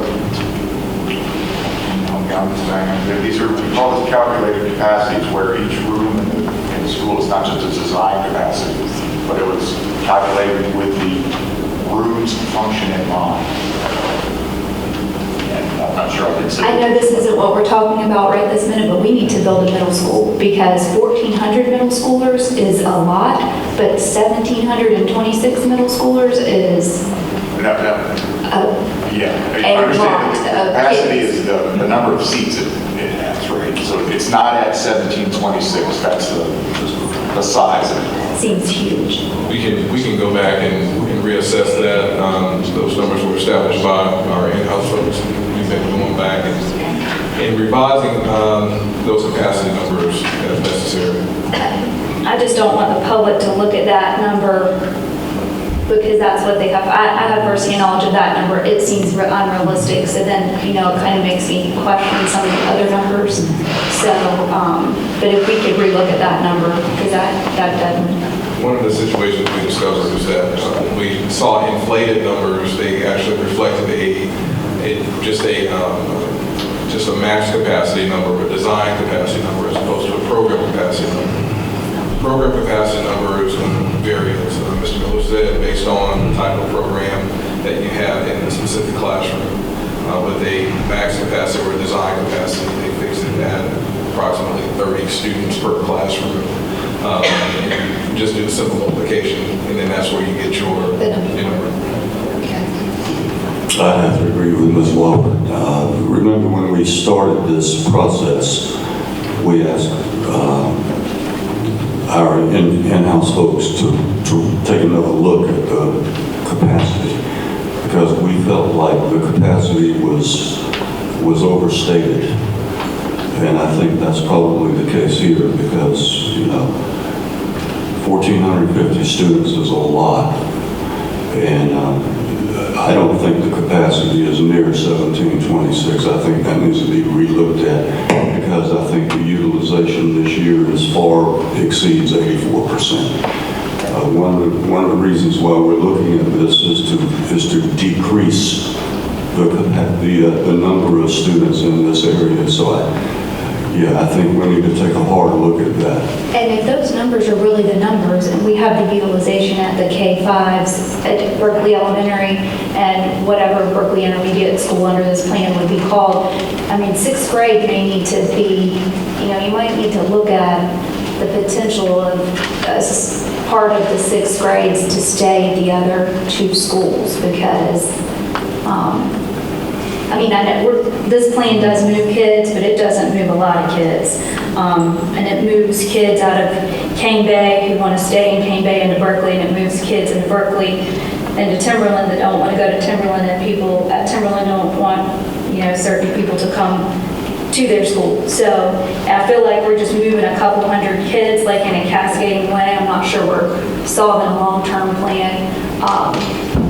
But I think we need to be creative, and moving to 6th grade, I think, is something that you could do to deal with some of the capacity issues. Just my 2 cents worth.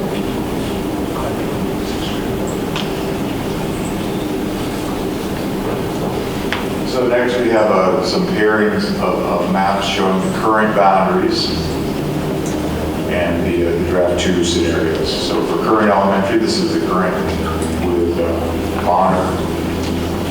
This is an overlay of Berkeley Elementary and Berkeley Intermediate, K2 to 3-5, Whitesville and Fox Bank. For draft 2, as we mentioned, Berkeley Elementary Intermediate, they split into K5 schools. This is what I'm calling Berkeley Elementary, the green here, and this is what we're calling Berkeley Intermediate, for lack of a better name, in the blue. The adjustments you see in draft 2 only occur between Berkeley Elementary and Berkeley Intermediate.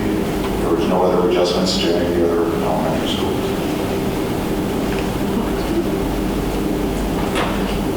Just that evens out the population between those two, or it gives you a better geographic boundary? It's the changes that were made from draft 1 were very much transportation based, meaning that if you look at how buses are routed in and out, it promotes safety in some areas. It promotes making sure that subdivisions are held intact in other areas.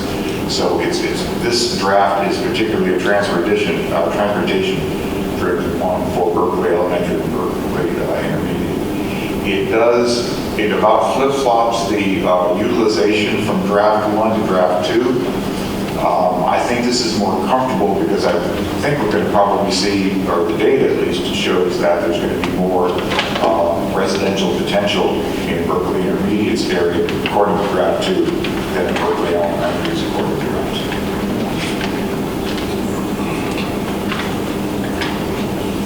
Mike, will you go back? Yes. The red, there's a blue square and it has a little red. So that piece is, those kids are currently Whitesville, okay, and now they would be Berkeley Elementary School. This part Yeah, here? if you go to the next one, that little part of it looks right. You're correct. It's Okay. currently Whitesville. This area here, currently Whitesville. This area here, which is larger, but it's not as many students. These are both currently Whitesville, and draft 2 has these allocated to Berkeley Elementary. Mr. Miller, I'm sure you have you taken into consideration the possible Carnes K-8 and the effect that would have on not just the numbers, but also the families that may be affected if we approve this? Because I don't think anybody's for rezoning or redistricting and then making the move again in 2 years. That would be a recommendation from me, sir. So we considered that, and the plan, basically, according to projections and what you consider, you don't think it would impact those families that would be affected in this particular move? No, sir. All right.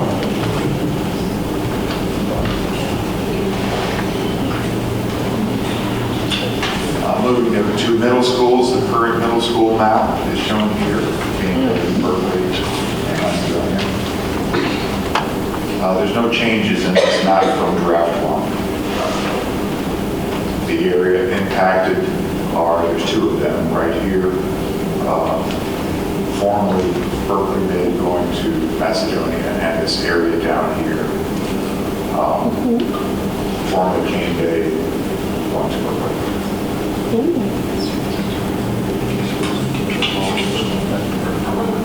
And finally, the high schools, again, for draft 2, there's no changes from draft 1 shown last September 14th. Same areas areas are impacted for high schools as they were middle schools. Timberland gained in this area and Berkeley High in that location. Mr. Rowan, can you go back to the elementary map, please, for me? And I don't know if it's a color change on my map compared to yours. I'm actually going to stand up and ask you a question. I'm actually going to, I talk pretty loud, but, and the only reason I'm going to ask this is because I'm very specific, because it happened in the King Bay area, and I want to make sure it doesn't happen in any other community, that actually subdivisions were divided. And on one side of the street, there's one school, and on the other side of the street, there's another school. If you look at this map, in the corner, it looks like there's a little pocket of section that is going to be two different schools, and that's a big concern for mine. So it's like right under Cypress Gardens Road. So are you telling me this little section and this little section? Yes. So this is like, looks like a little cul-de-sac. Yeah. Is this going to be a different school compared to here? Because that's a concern of mine. It is. There's no students in the area surrounding. This is the way that the parcels are drawn. And one of the reasons that this can be smoothed out in a future map so it looks a little better, but it doesn't affect any students. So what do you mean it doesn't affect any students? There's houses there? Yeah, there's just students in that area right next to the main room there. Just I want to clarify. Is there a house currently there? I don't believe, I don't recall any houses there, no. The students are all located. In the other sections where it's purple, fuchsia, there are no other residents there. That's right.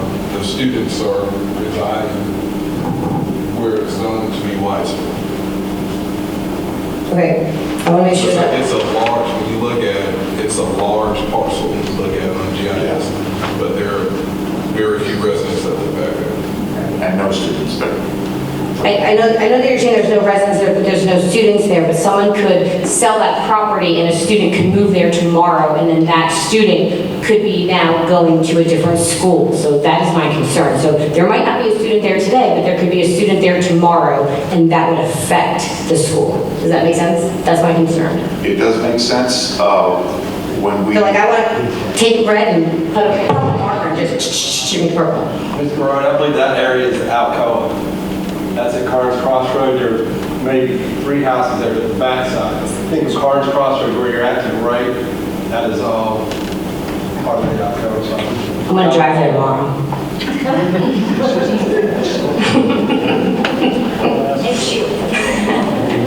And yes, the parcels do look a little weird there. These maps are based on parcels because that's where we get our residential growth data. Okay, I'm just clarifying. I just want to make sure. Thank you. So a number of these changes are so that the middle school and the high school look similar. Is that correct? Yes, they match up.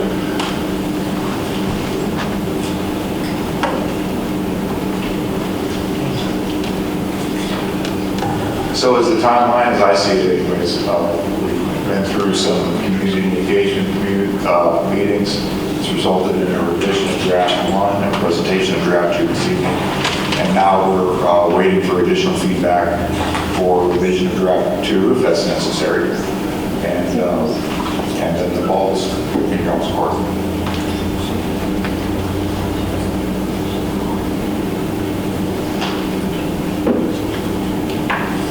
So I represent District 6, which is primarily Pinopolis, part of Monk's Corner, and then you're going to go out all the way to Riviera, Macedonia, all the way out to Bonnet Beach, and then every piece of property that touches the lake. So most of these children who have been rezoned for high school live in my district. And I haven't gotten one supporting phone call saying this is a good move for my kid. People understand that there's growth, but most people work on the other side of the Tilrace Canal. So we have now turned people to drive away from where they work. especially like the Santee Circle community, they're driving a pretty significant distance. So they're like 3 miles, 2 miles, 4 miles from Berkeley Intermediate School. But now we're driving out to Bonner when we really work. There are very few businesses here. And so those folks are driving out to Bonner to turn around and drive back, either into town or to Charleston. This is a hardship to people. It is just not the way the county moves. Most people are coming across the tow race and going to work. They're going to Monk's Corner, they're going to Goose Creek, they're going to downtown Charleston. And we've turned people in the opposite direction, especially these communities that, like right on the river side of 402, and like Rice Hope and Santee Circle. This, like when you put that and you start measuring how far away that is, it is not very far away. And I know that we wanted to drop the line at the tail race because it's a geographical marker, but it doesn't make a lot of sense. That was one of the reasons behind the board's directive on this scenario. The other reason, and the main reason, was to try to balance utilization. And the way you can do that is to move schools to the south or to the west. And that's what this scenario is. You know, there's another side to that argument. Macedonia Middle, H.E. Bonner and Timberland are all well below capacity. They're like 48, something like that. So we have empty seats, empty classrooms that are not being utilized. But on the other side, you've got Berkeley Middle busting at its seams, Berkeley High nearing capacity, Whitesville. The Berkeley K-5 is really a no-brainer. I mean, you should never have had a K2 and then a 3-5 because you're passing each other and you should have. But that's irrespective. So, Mr. Miller, the justification for this is basically to make sure that we're utilizing the classroom space that we currently have to its maximum potential. Is that correct? It's a step in that direction, yes. So when we understand the need and the complexity throughout the district, this is a microcosm of the district because we've got issues in other places. But when we have a building program, a capital projects program, how can we justify to the taxpayers and public that we need more schools when we have empty classrooms and empty wings in certain sections of the county, and we're not utilizing that? We're not doing our due diligence as board members, in my opinion, if we're worried about the political fallout or the fact that we have traditionally gone to a particular school, or our parents went there, our grandparents went there. That's all noteworthy, but we're in a crunch. We're in a growth period, and it just seems to me this to be a reasonable, well thought out approach, and that's just my comment. I'd like to say I'm not concerned about the political fallout. I'm concerned about the individual people who have called me on the phone and their individual children whose lives are going to be very disrupted. We really need to be trying to economically develop the other parts of the county. That's really where the focus should be for the entire county. And honestly, 10 years ago, county council or whoever the supervisor was put us in this position to approve permits when there is no infrastructure for the permits that have been approved. And you're going to take people and turn their lives upside down. That's a couple hundred kids. Doesn't really make a huge impact. We need to build schools, and we need to build schools where people live. We don't need to take people and make them drive 20 minutes, 30 minutes, whereas they're not where they live. The reason why there was a K2 and a 3-5 is because the people in Monk's Corner wanted their children to go to school together. They have a community, and they want their children to be a part of the community. Before this, there was not a Fox Bank. There were not as many elementary schools. So obviously that has changed, and there is more traffic now in Moncks Corner.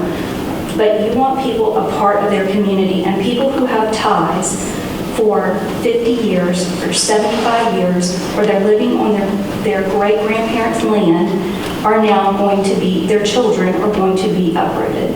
So I'm not worried about politics, I'm worried about kids. And I've talked to lots of parents in this affected area, and I haven't had one person say, this is a good move for my individual child. Not one. So I'm not worried about politics, I'm worried about kids. And I feel like this is somewhat arbitrary to drop it at the tail race when there are at least some communities here, at least the consideration of the Santee Circle community in Overton, or at least the consideration of right here on the other side of 402. Those people are minutes from Berkeley Intermediate School. And it's not my area, but with me working in Moncks Corner and speaking with a lot of Moncks Corner folks, I've gotten the same feedback that Sally has gotten.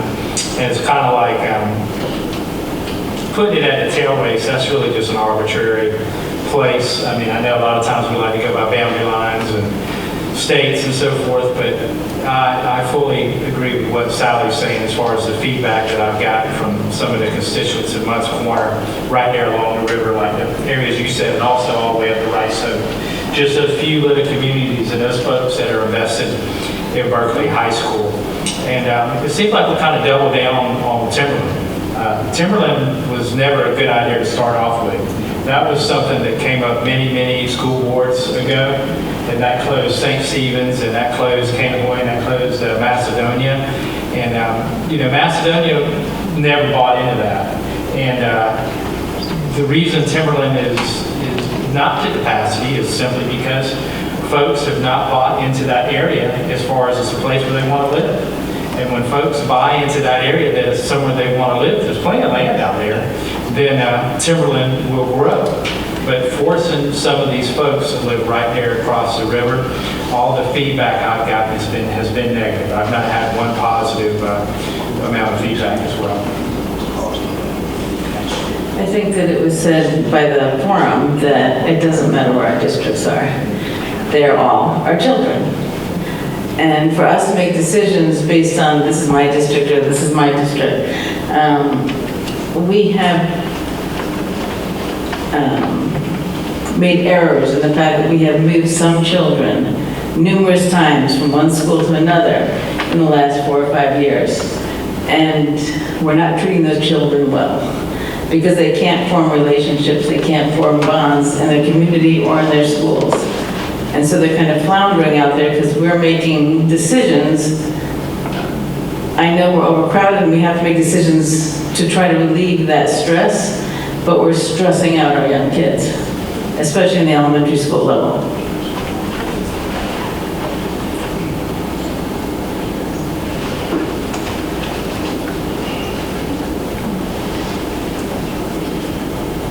There were quite a few people, well, actually not true, because of the 3 community meetings that we had very little turnout. But several of the people that I spoke with certainly understood the need for doing something with empty classrooms and empty wings and empty schools. They understood the rationale, and if it weren't their children, they would have supported it. But that's just the way we all are. We want what's best for us. But as board members, I think we need to look at the big picture as to whether or not we need to maximize, to the degree possible, the building usage, particularly in light of we are going to have a building program. And I would hate for people to think that we're not maximizing our capacity and asking for more money to build more schools when we're not doing anything, if this doesn't pass, to reduce the overcrowding and dangerously large numbers of classrooms in Berkeley, in the middle school and in the high school. So those are my thoughts. And I guess we need to see if we need to have any more discussion, or have you finished your presentation? I'm finished, yes. There's an addendum, but just stuff we've seen before last time. I'm not opposed to the K5 reconfiguration. A couple of years ago when that was brought up, there was a lot of resistance to it. But people have become more agreeable to the K5 reconfigurations. I have not gotten negative feedback on the K5 reconfigurations. That's something I can support. The line along the tail race is where I really struggle. I guess the other question, and the thing that folks have asked me, which may not be a Mr. Miller question, it really might be a staff question. We've said there aren't going to be any exceptions, but I really think that's not our intention. I really think we're going to process children on a case-by-case basis, but I really think the public also kind of wants to understand what that looks like for their kids. If this does pass, now what do I do? What's the process? What if I've got a senior? What if I've got the lady who spoke earlier, 2 kids in the band? What if I have someone who plays a varsity sport? So how do we plan to manage those kids? Me too, that's something I've never been said, because I've been to 2 of the attendance meetings. I did speak with the community. And it was pretty interesting, because I went to one of the meetings, and it was very overwhelming to hear how, as you were saying, the people have been here for so long, that their roots were here, and they feel like that they're being pushed out for all the permits that were being approved, and the communities that are being built up, the King Bay, the Carnes, and they're feeling that they're getting pushed out. And they even said, all these people from King Bay are coming in and they're pushing us out. I just don't understand why King Bay is coming in and I'm getting pushed out. And I'm like, hi, I'm the school board member here that lives in King Bay, and I understand where you're coming from, because I'm a board member and I'm part of the lottery system. Like, my own children is part of the lottery. And I have to go past 2 schools, so my child has to go to another one. And so it's a very tough decision. It is a very tough decision, and I agree, Sally. The county did not think through this. And we're still building, and there is not enough schools. However, I do believe that the administration is prepared for seniors, and that if you are a senior, I believe there is a senior exception. And I will say that there is no easy answer to either side. And no matter what decision is made, no one's going to be happy with it. And it's a very unfortunate situation to be in. And I wish that we weren't here in this place. But I can say that it's very overwhelming to know that it's like what you said, it's children, and we have to think about what's best for the children and what's best for parents and what's best for traffic and buses, and it's just not, there's a lot to it. There really is. The transportation and all of that. And there is exceptions, and I just wanted to put my 2 cents in there and just let everyone know that it does affect everybody. It's not just one area, it is a whole entire county issue. With respect to Ms. Wofford's question regarding exceptions or grandfathering, I think that was that's what the comment was referencing, what the statement was referencing when they said there would be no exceptions. the blanket grandfathering, which we learned that if the administration of the board administers a blanket clause, then it could create some operational issues on the backside. Most notably, transportation. And so with respect to individual handling the situation on a case-by-case basis, that would be no different than the process that we currently have. And so we do have in place the senior exception. In fact, it's a terminal grade exception. So a student can be a rising 8th grade student entering the terminal grade at their middle school, and they would receive that exception. We would not require the student to leave and go to another school. So that's a 5th grade, 12th grade, etc. We previously stated that if a student establishes themselves with a varsity team, a high school team, they've established their eligibility there, that's also grounds for an exception. So communications has done a great job with completing an FAQ sheet, which I believe can be found on the district's webpage, which contains information with respect to exceptions, as well as a bevy of other information as it relates to the proposed attendance changes.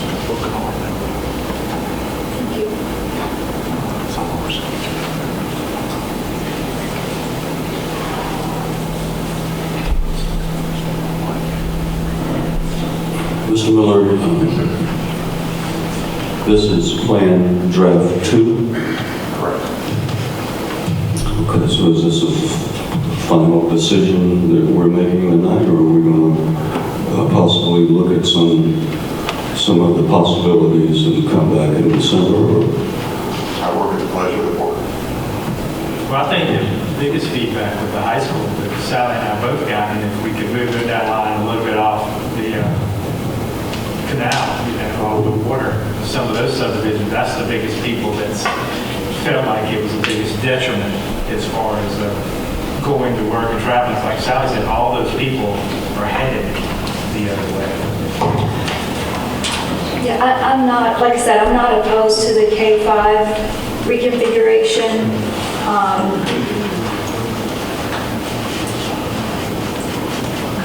I don't love feeder patterns being split up, but the Fox Bank feeder pattern being split apparently has always gone on. Somehow in the past I missed that.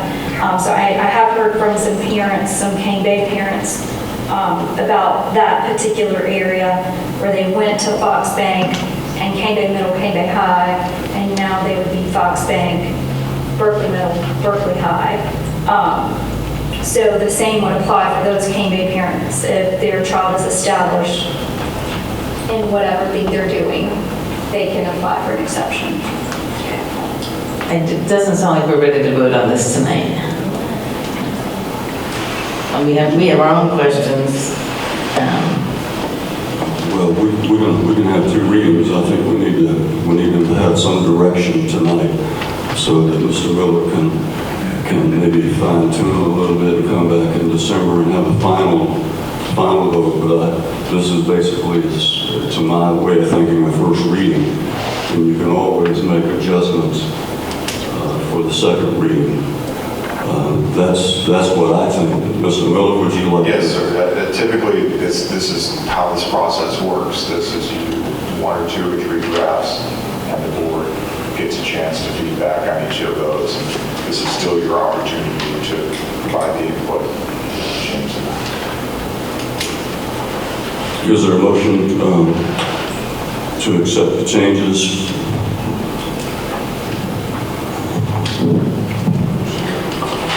I move to table this until December's meeting. Second. Ms. Littleton wishes to table this. Ms. Walker has seconded it. Is there any discussion? I've already stated my viewpoint. I believe this is first reading, and whether it's approved, disapproved, whatever, you can always come back and revisit it with some modifications. So I certainly disagree with tabling it at this point. But is there any further discussion? We We have a motion to table. We have a second. Was Ms. Walker had the second, correct? Yes, sir. Is there any other discussions? Ms. Tanner and Dr. Wakefield, y'all there? Yes, I am here. Is Dr. Wakefield there? I am, yes. Do you have any comments or any discussion? We're getting ready to call the question on tabling this until the next meeting. I don't agree with tabling it either. I believe that we can move forward with the changes that are at hand, but we'll see where it goes. Any further discussion?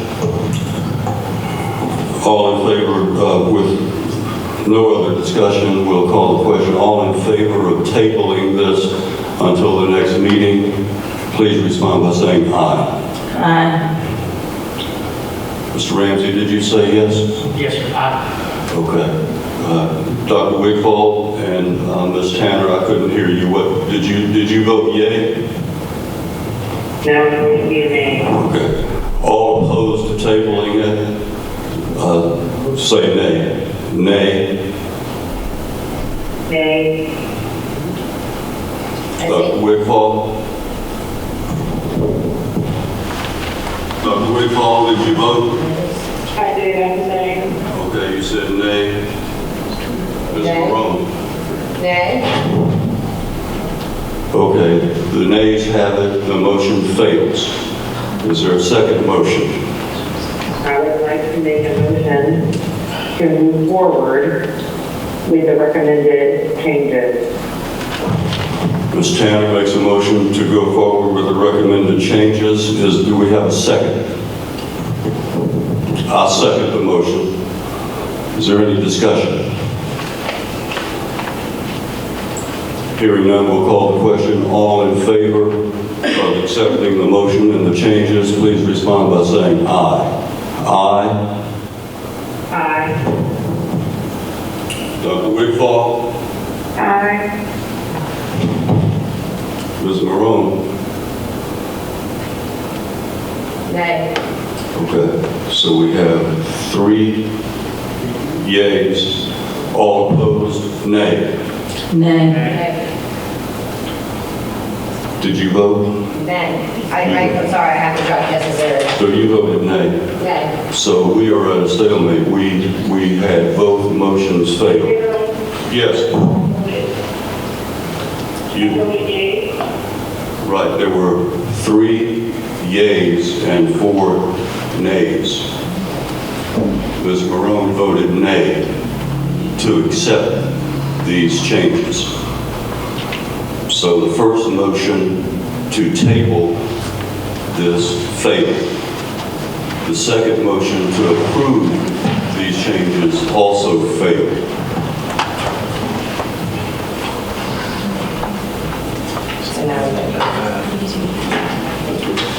So I suppose we don't have any type of action.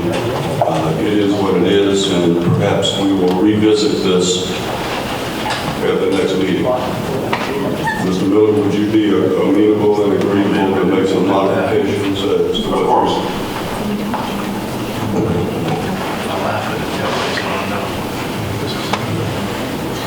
Okay, so that ends that particular portion. There was no action taken with the attendance lines and student assignments. Next is the superintendent's report. Mr. Chair, board members of the audience, cabinet, actually before I get started, I'd like to take a moment to express my appreciation for Teacher Forum and our Teacher Forum representatives, our leadership. I think they did a fantastic job with their presentation this evening. In light of everything that we've been through this year, and the perseverance through the pandemic stories that we've seen on our website, the strife that our teachers have been through, they could have taken this opportunity to discuss that. Instead, they took their moment, their spotlight to discuss our students, to discuss their passion project, and also to spotlight others. And so I think that's just a testament to our great Teacher Forum and the leadership that's on Teacher Forum. So thank you, ladies. I appreciate that.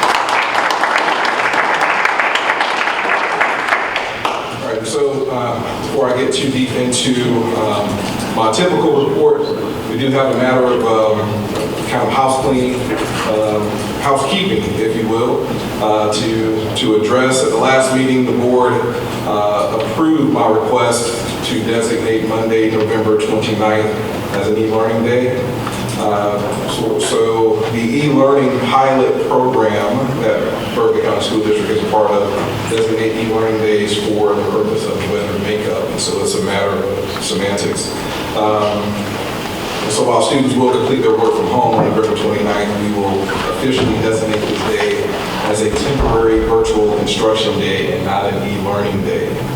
And so as such, I request and recommend that we designate Monday, November 29th, as an November 29th, 2021, as an e-learning day, district-wide, a temporary virtual instruction day, excuse me.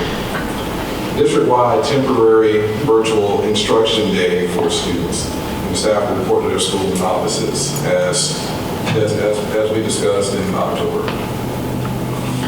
I move to amend the motion previously adopted on October 26, 21, meeting to replace e-learning day on November 29, 2021 with temporary virtual instructional day on November 29, 2021. Second.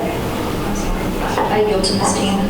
Thank you. We have a motion from Ms. Littleton and a second from Ms. Tanner to amend the motion previously adopted at the October 26, 2021 meeting to replace e-learning day on November 29, 2021 with temporary virtual instruction day on November 29, 2021.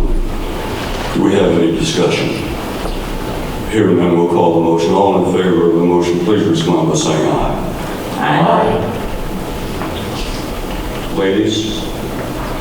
Aye. Okay. The ayes have it by a vote of 7-0. Motion carries. Thank you. This past week, my cabinet and I began interviews with the team completing our operations assessment. We received some positive feedback regarding these initial interviews, and we're looking forward to identifying the areas where we're doing well and addressing those areas of operation that we need operational improvement. In addition to this assessment, we're also continuing our work with Gallup, specific to employee engagement. All Berkeley County School District employees received an engagement survey in which I'm asking and encouraging all employees to participate in. As of last week, we have a participation rate of 44%, which is respectable, but we're striving for that 100%. And we will utilize this information to improve workplace culture in an effort to attract, recruit, and retain our most talented and engaged professionals and to support our students. Both of these efforts will assist us in identifying our areas for improvement, which coincides with our goals for accreditation. And so as we talk about accreditation, we are preparing to go through that process. Every 5 years we complete that accreditation process. This year the team is working with Cognia. The accreditation process will assist us in meeting the improvement goals and sustaining our commitment to maximizing the educational experience for all students. While engaging in all three endeavors is a large undertaking, I'm confident that our district will take this and improve and grow in ways to better serve our students, staff, and our communities. Over the past few months, you've heard the presentation here tonight. We followed the Berkeley County School District textbook selection and adoption process. And so we've gone through that process, and we fully anticipate going through that process again in the spring with a different set of books pending funding from the State Department of Education. So I'd like to end on a high note. Congratulations are in order for our athletic teams for representing the school district. Philip Simmons High School girls tennis team clinched their first ever state championship title this past Saturday in Columbia.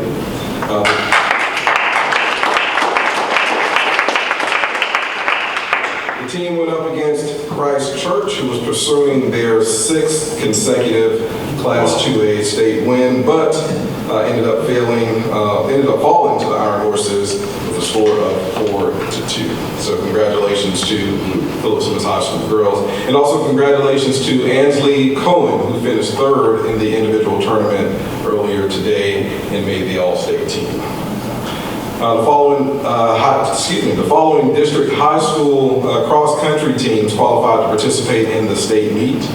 The Hanahan High School girls as a team, Mr. Ramsey, and Logan Taylor from the boys team qualified. Phillips Simmons High School boys and girls teams. The Stratford High School girls and Kyle Strickland from the boys team. Timberland High School boys and girls teams.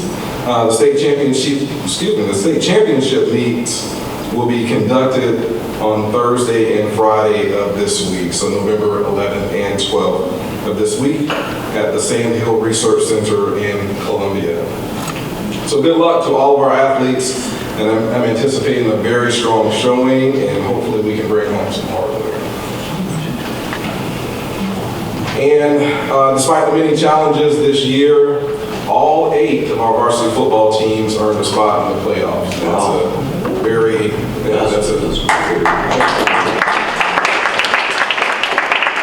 considering all the challenges, that's a heck of an accomplishment. 6 of those teams have advanced to the second round of the playoffs. The following teams will be playing on Friday night, and we wish them the best of luck. Goose Creek High School will be playing at home. Phillips Simmons High School will also be playing at home. The Cane Bay Cobras will be on the road, as well as the Stratford Knights, Hanahan Hawks, and Timberland Wolves will all be on the road. Mr. Chair, let's conclude my report.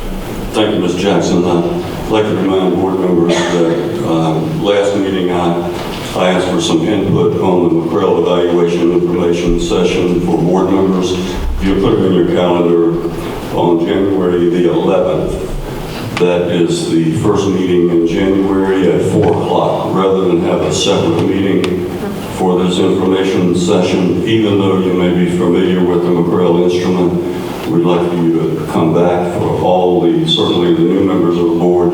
This is very essential. It's a good program. It's a good instrument. Tonight is the only board meeting in November. Happy Thanksgiving, everyone.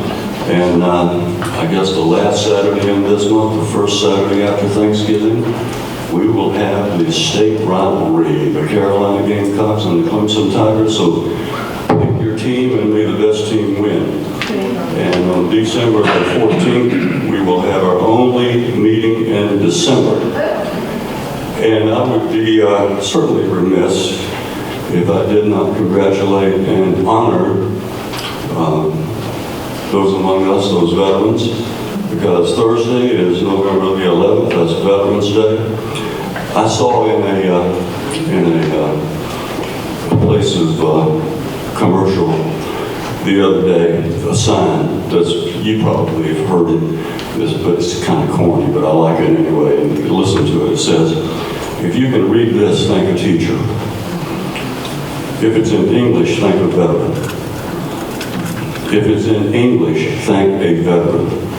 So I want to wish each of you that are veterans, either in the audience tonight or looking on video or streaming live, God bless you for your service, and God bless the United States of America. And with that, I'll entertain a motion to adjourn. So Ms. Littleton and Ms. Wofford. We don't have any discussion, so all in favor of adjourning, respond by saying aye. Aye. Any opposed, nay. We are adjourned.